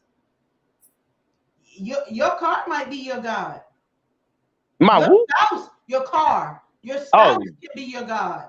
Your money can be your God. It's a whole bunch that you can put in the place of God. But as far as prayer, I believe that there could be prayer in schools. I believe just like they have the drama club, they got the LGBTQ plus club, IA plus club. They got all these variations of clubs. They could have a lot of schools have Christian clubs where people can come and pray. I believe it should be a choice. Listen, a true Christian is adapting the principles of Jesus Christ. He is not forcing himself. He said, I stand at the door knocking, waiting for you to allow me to come in and sup with you. He's not forcing himself on anyone. He's a gentleman. He is very patiently waiting for you to get this thing right. And, so I agree. I do believe that there should be prayer. But the problem is that when a Christian want to pray, people got problems with that.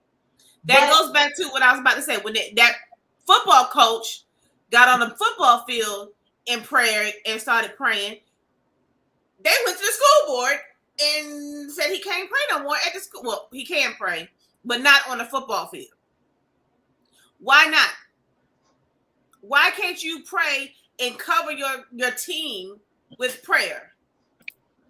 Christ is the God of heaven. Because the powers that be does not want it, and that is the country that we live in, and it's never. When they call themselves Christians, why can't you pray? Because they're not Christians. Exactly. So that goes back to you using that as a way of saying, I want my beliefs bestowed upon these people, but I don't really want you to be praying over nobody. So now you done came on the other side. Welcome, my daughter.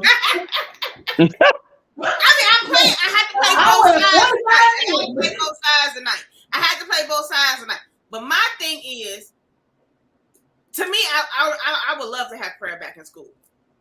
I would also, because we'd have better children. Because look at what's on, not just in school, on the TV. The local churches. She talked about local churches. Local churches are disappearing. Small churches were built to help community and all that. I look at my hometown. You go through small town. These churches are boarded up.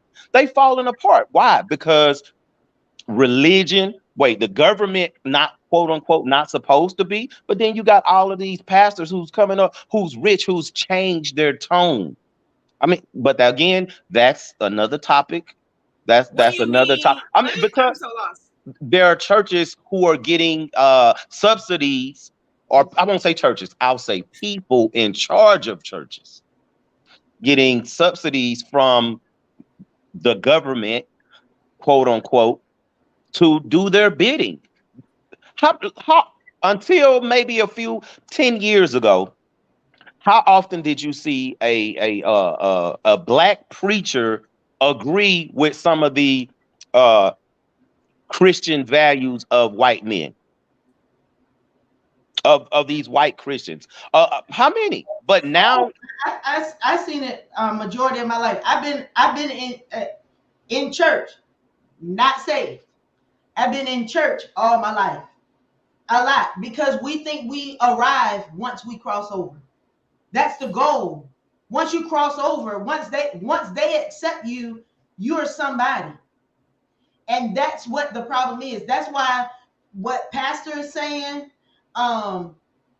we're gonna talk about the Christian word. Yeah, what pastor is saying, what Brandy is, all of these things are true.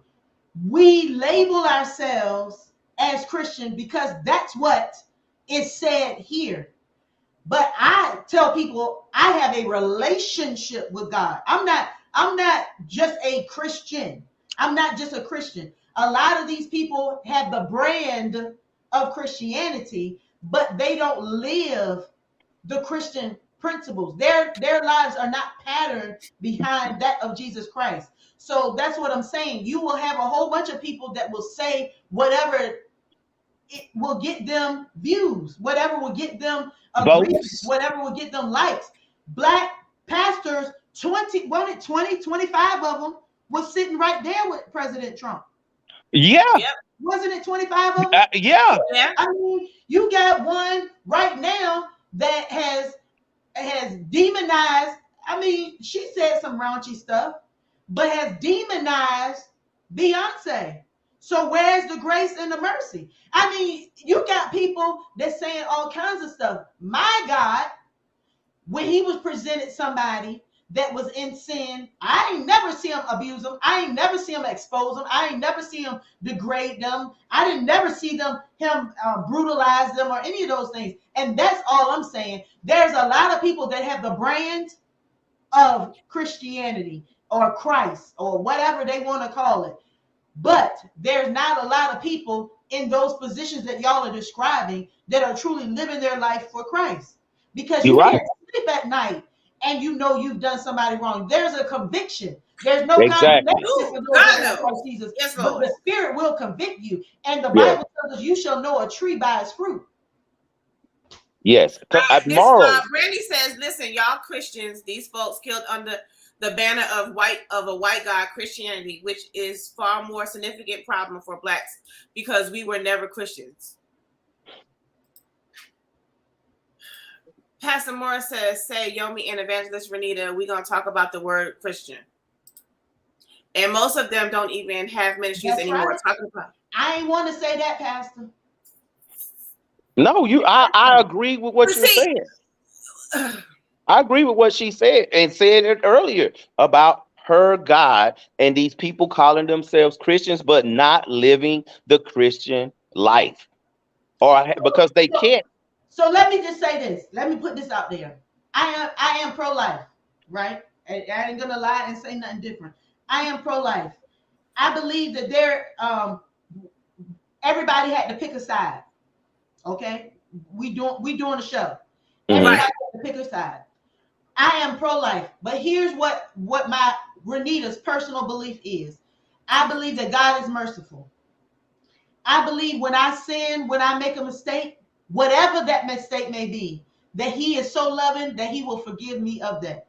So I believe that at the end of the day, whatever situation you find yourself in, somebody's going to make a decision. Not all of our decisions are going to be good decisions. Not all of our decisions are going to be God decisions. But we want people to make God decisions. However, if you do not, God is going to forgive you.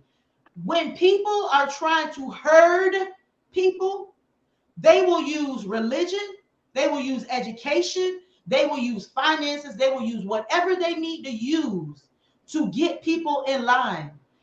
My thing is, when are we going to take the power away and take care of our own? And stop depending on the people that have already proven that maybe that's not what their best interest in. You can't get mad at me if you know I'm no good and you still expecting me to be good.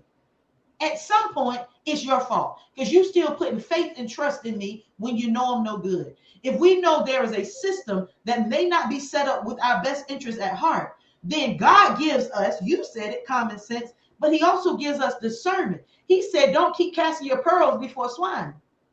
So to me, at some point, there should be somebody that's standing up and starting a charge. And I truly believe that if you're led by God, he is going to catch on. The problem is we got people that's led by self and they wanted to catch on. And that's why it's not catching on, because there's nobody that's really out here trying to do the will of God that's saying out here. I ain't going to say nobody. I'm talking about the people, those powers that be that we're discussing. They're not out here truly trying to do the will of God. They're trying to make a name for themselves. And that's my.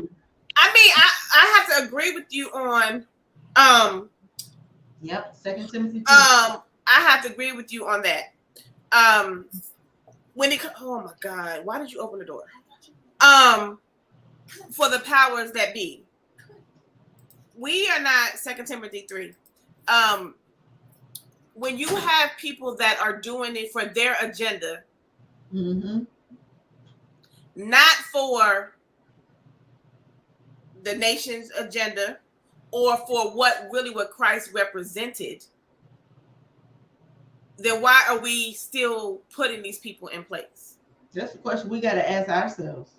Right? Because a majority what are we doing as a people?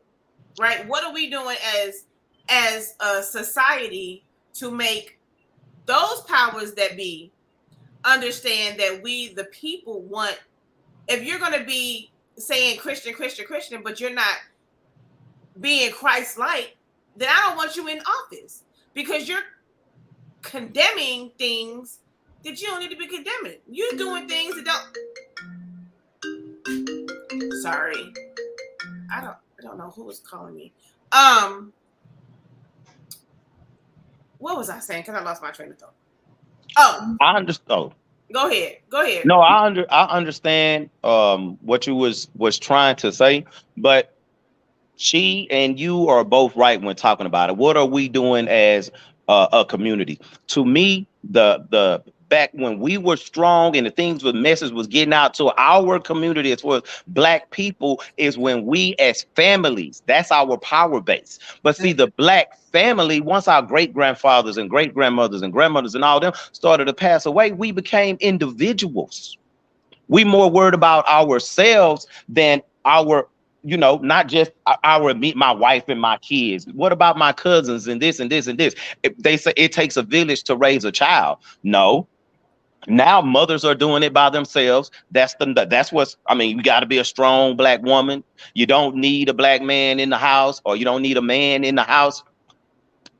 If we as our people got back to being family, taking care of our own, then we could build from there. I give you an example. I was raised by my grandparents.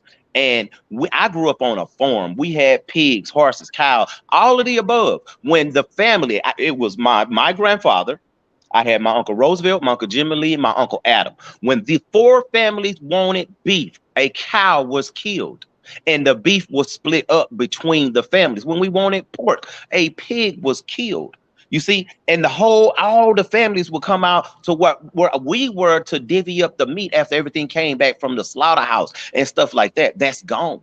And if we don't get that back, no, we'll never be strong enough or become together in unity to enforce anything as far as what we want to have our rights. Without the Black family, we won't ever be able to do anything. That's going back to what I was saying earlier when I first started the show and I had to unmute myself. When it comes to, because in certain states slavery is on the ballot, we have to do better as a country, as a people. Like as a people, we have to start taking charge of our outcomes. Like, I don't know who it was. Somebody asked me, well, how come we don't start putting money in building our own schools, our own police departments, our own. We tried that. They burnt it to the ground. Several times. It out.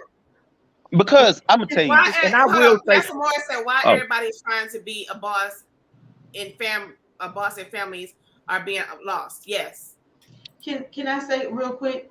To me, if you had mentioned mega churches You had mentioned you mentioned families, you mentioned all of that. To me, God doesn't cause anything of harm to us. He will allow things to happen. And when something happens to me, I always personally try to ask God, what is it that you want me to see in this? What is it that you want me to learn or grow? Because he doesn't waste anything that we go through. He uses a lot of things as purification methods to cleanse us and sift us of things that are not like him. And COVID-19 forced everybody to be back into the house. You was forced to be with your families. You was forced to get to know people that you was just passing by. You know, you spent more time outside of your home than inside. People didn't know their kids. People didn't know their spouses, all this stuff. Same thing with churches. These mega churches where the pastor don't know, they got an entourage, they got this. Listen, I'm not knocking nobody's hustle, whatever. But the small church is the community. The small church was the pillar of the community and the neighborhood. Where you had your civic league meetings. That's where parents would bring their kids when they got in trouble. That's where spouses would go to for counseling. All of this is what the church was all or supposed to be. Get down. We create the church just somewhere for us to go and be socially elite and look down on other people. That's why I'm saying you got to look at the spirit behind the people that are identifying themselves as something. These churches, these pastors, ministers, whomever is called to carry and proclaim the word of God, there is a requirement. And that requirement is for us to have families. Your first ministry is your family. When Adam and Eve was created, there wasn't a church. He didn't say, go to church and make sure. No, he had to provide for his family. That's what it was all about. And I just wanted to say that we do have to get the families back. But how do we get the families back? One of the things that we got to do is we got to call people out on their stuff. We can't sit here, like shows like this is great, but we can't sit here and overlook the fact that your brother don't vote. Your Uncle Lily, Uncle Timmy, or Lily might be Uncle Tim now. Uncle whoever is sitting right here and they ain't doing nothing productive. Or Jim Jim is shooting up people. Jim Jim is slinging drugs. But we are okay. The drug dealer has more respect. The rapper has more respect than the engineer, than the trash man. Yes. Than the lawyer. We hype these things up. We got negativity on the TV. We got all of this stuff. But then we're saying the families. Where are the family structures? We won't even share family stuff on social media. We won't even watch family shows on TV. Those are the things that get passed over. So we got to look at ourselves too. We can't just look outward at other people. Yeah, they did this to us. But what do we do to ourselves? Black lives only matter. I ain't seen nobody marching when the drug dealer shot 3 people up last weekend. But the police did it and we out there marching. Where's the marches then? Why aren't we as enraged then? Why aren't we power to the people when that's happening? Why snitches getting stitches? I just think the whole mindset has to change, and we got to stop constantly looking at the man. The man is the man. He been the man. He gonna keep being the man. What are we gonna do? You totally agree with everything the system was not designed for us. That's one. First and foremost, the system was never designed for people like us. It wasn't. First and foremost. Second of all, like I think Ricard was the one who said it, when our grandparents passed on, that's prime example. My sister and I, my brother and my cousins were talking about why we don't have family reunions anymore. What happened to the family reunions? And my thing was, the young people don't want to put it together. They don't want to put the work in to contact all the families to bring them. I don't know about y'all, but this is what we were talking about. To me, growing up, I look forward to meeting my family. Like you said, family. It was a village. Even during slavery, they were a family. Massenel was beating them, but they were a family. They pulled together. They, you know what I'm saying? They helped each other. They, you know, somebody was hurt, they would help each other. We don't have that in our society now. But that's because the man brainwashed us enough to where we won't look at ourselves as being prosperous, as being worthy of things. It's a culture, Yomi. It's the culture that Well, these what are we kids going to are do? coming up in. This is my thing with this whole topic. I would love for, I don't want to say the churches, but the churches is you to me. Is you. I am the church. I am the person to go out here and talk to people. I am the person to go out here knocking on doors, like Reverend Renita did. She had the ministry at the water to bring people in, to let them know that you're not alone, right? And I always say this. I used to didn't give homeless people money. Never did, right? I didn't say I looked down on them, but I just never did. But I remember being in the car with Renita one day, and she gave a homeless person some money, and I asked her why. And she said she doesn't want to block the blessing. So now I give homeless people money. If I don't give them money, I buy them food. Because my thing is, that to me is Christ-like. Showing somebody that even though you're out here on the street, someone really cares about you. Here's some food. Here's a thing of water. And it doesn't have to be captured on record to put on Facebook, Instagram, TikTok. It doesn't have to be that. It should be a personal thing that you're doing for someone else. Mm-hmm. That is Christ-like. That's not, well, you shouldn't be out there. I'm not going to give you anything because you out here on the street. Anybody tell you to go out here on the street? A lot of these people or homeless people are veterans. True. A lot of homeless people out here are veterans, and our government doesn't want to help the veteran. But my thing is the church or the Christian person helping the homeless people? Are we out here feeding them? Are we going helping help them get shelters or something like that? And a lot of communities don't even have somewhere for homeless people to go. Churches used to do all of those things. Bringing that up because, like Renita said, if we're going to do anything, Reverend Renita, I'm sorry, if we're going to do anything, and be examples, we have to be examples the right way, not just say, I'm a Christian and I'm Christ-like, right? That's even for anybody in the government. If you're not taking Ricard, if we're not taking you as a black man and using, helping you to stay out of prison, like, are we having prison reforms to help keep black men, brown men out of prison, to help them so they won't go back to prison? I can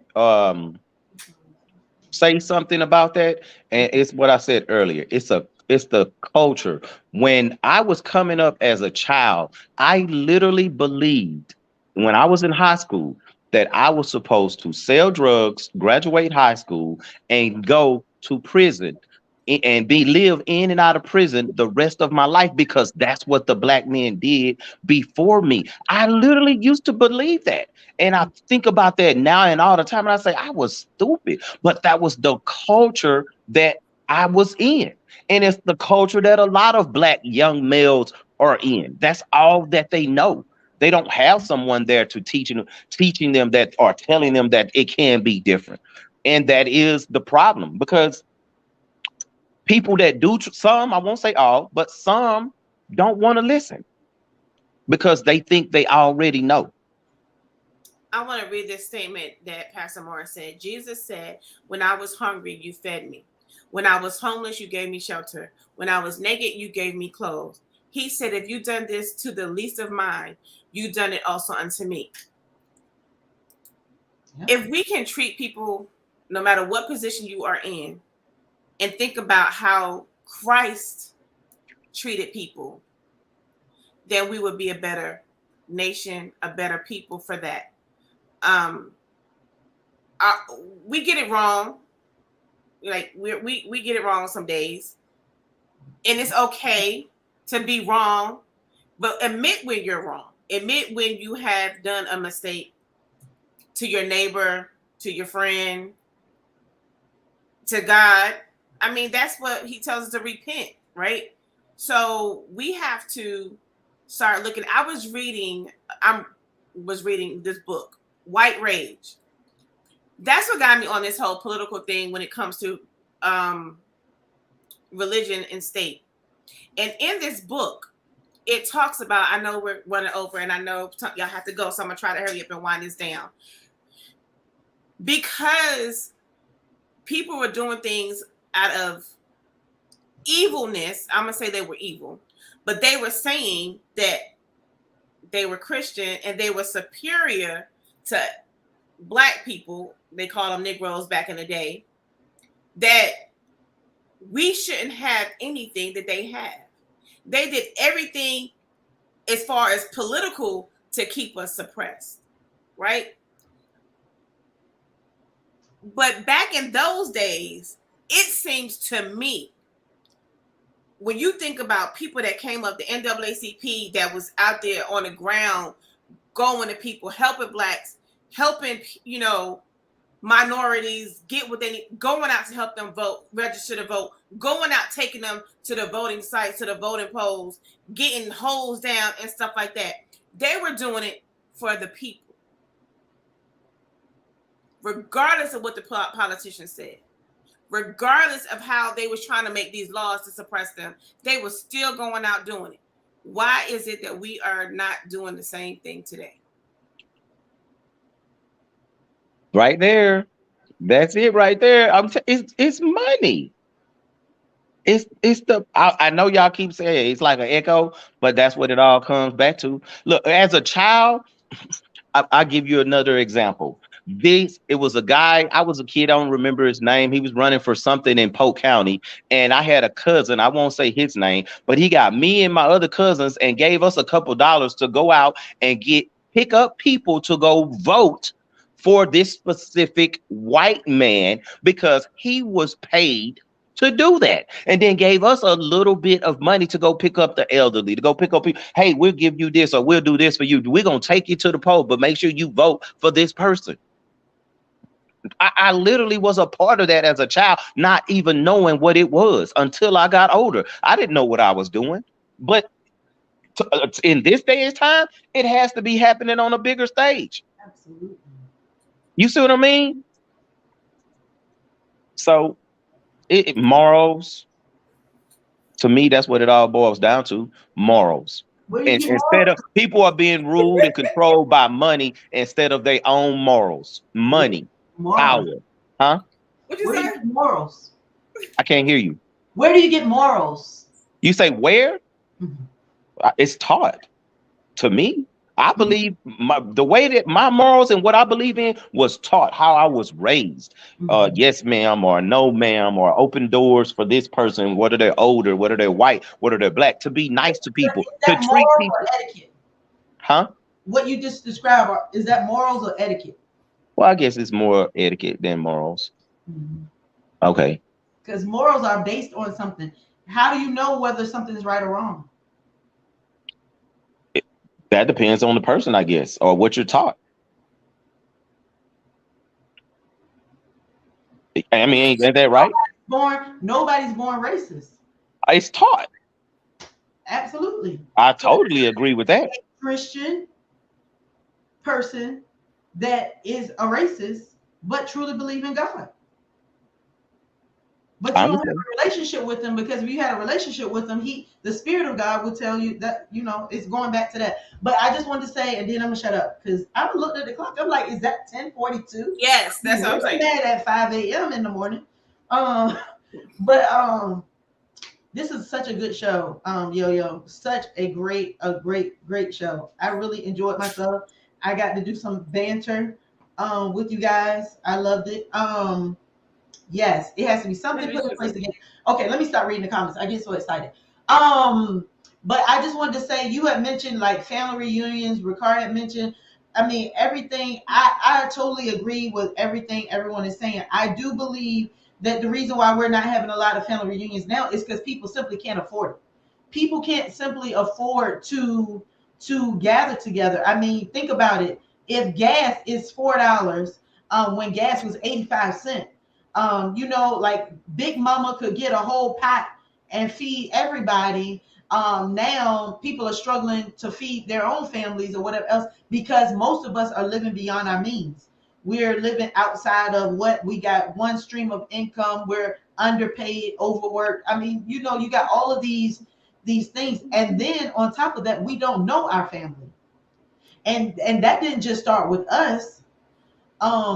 This is the way that I mean, and I hate putting blame, but if you think about it, we were taught this. This is what we were taught from the inception of the United States of America.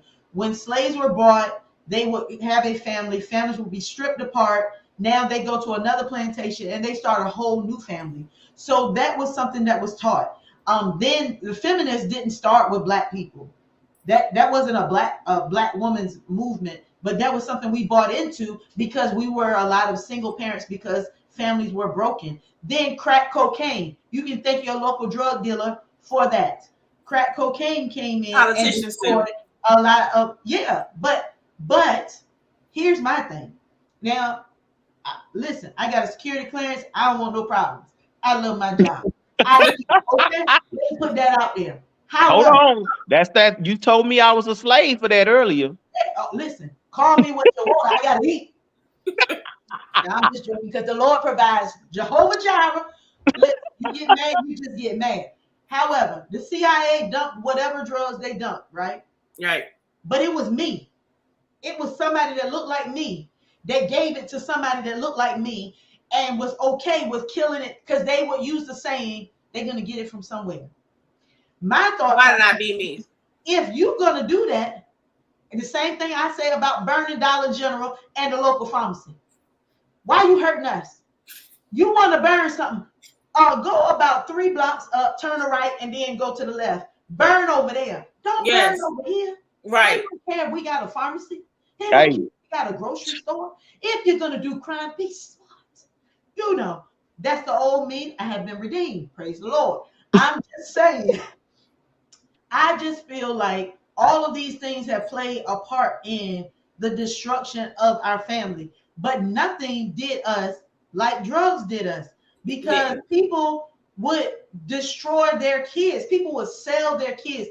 My husband told me of somebody that killed a child of theirs because they owed money so that they could get drugs. I mean, think about the things that women selling their bodies and men leaving their families, stealing from their parents. It was just so much going on. When you couple that with racism, marginalism, oppression, all the other things that we as a society are already battling, the odds are stacked against you. And then you got to change the mindset before you can even start talking to them about Jesus Christ. Yep. A lot of people can't hear Jesus because they're hungry. You can't hear Jesus because I don't know where I'm going to sleep tonight. So you trying to preach to me, and that's the mistake of a lot of ministries and outreach and why it's not effective. Because you're trying to preach when you're not even meeting the need. Jesus fed the multitude. True. You know, we got to look at human things. We got to look at those human things and then allow the Spirit of, but that's because we don't have discernment. We don't spend time in the Word. We're not spending time with God, and we know everything. Nobody knows it all. Everybody has to learn. Everybody has to learn. Everybody got somebody they got to learn from. And I just think all of those things is the reason why families are not families anymore. But we can change it. All hope is not lost. You're changing it right now. You're having a conversation of substance. Now, 3,000 people might blast past it, but 1,000 may not. And those 1,000 can tell another 1,000 and another 1,000. So that's all I'm saying. Small pieces, hey, that's better than no pieces. Than none. Exactly. Yep. Yes, Pastor, selling their children. Yeah. Well, I want to thank each of you for being on here tonight. The people in the comments, My bestie, Reverend Renita, and my friend Ricard. Listen, y'all. The elections is coming up. If you are not registered to vote, please go register. Yes. Go register. Again, let me say this. Alabama, you have until October 24th. Louisiana, you have until October 11th. Oregon, October 18th. Tennessee, October 11th. Texas, October 11th. Virginia, October 17th. She is retarded. And Florida, October 11th.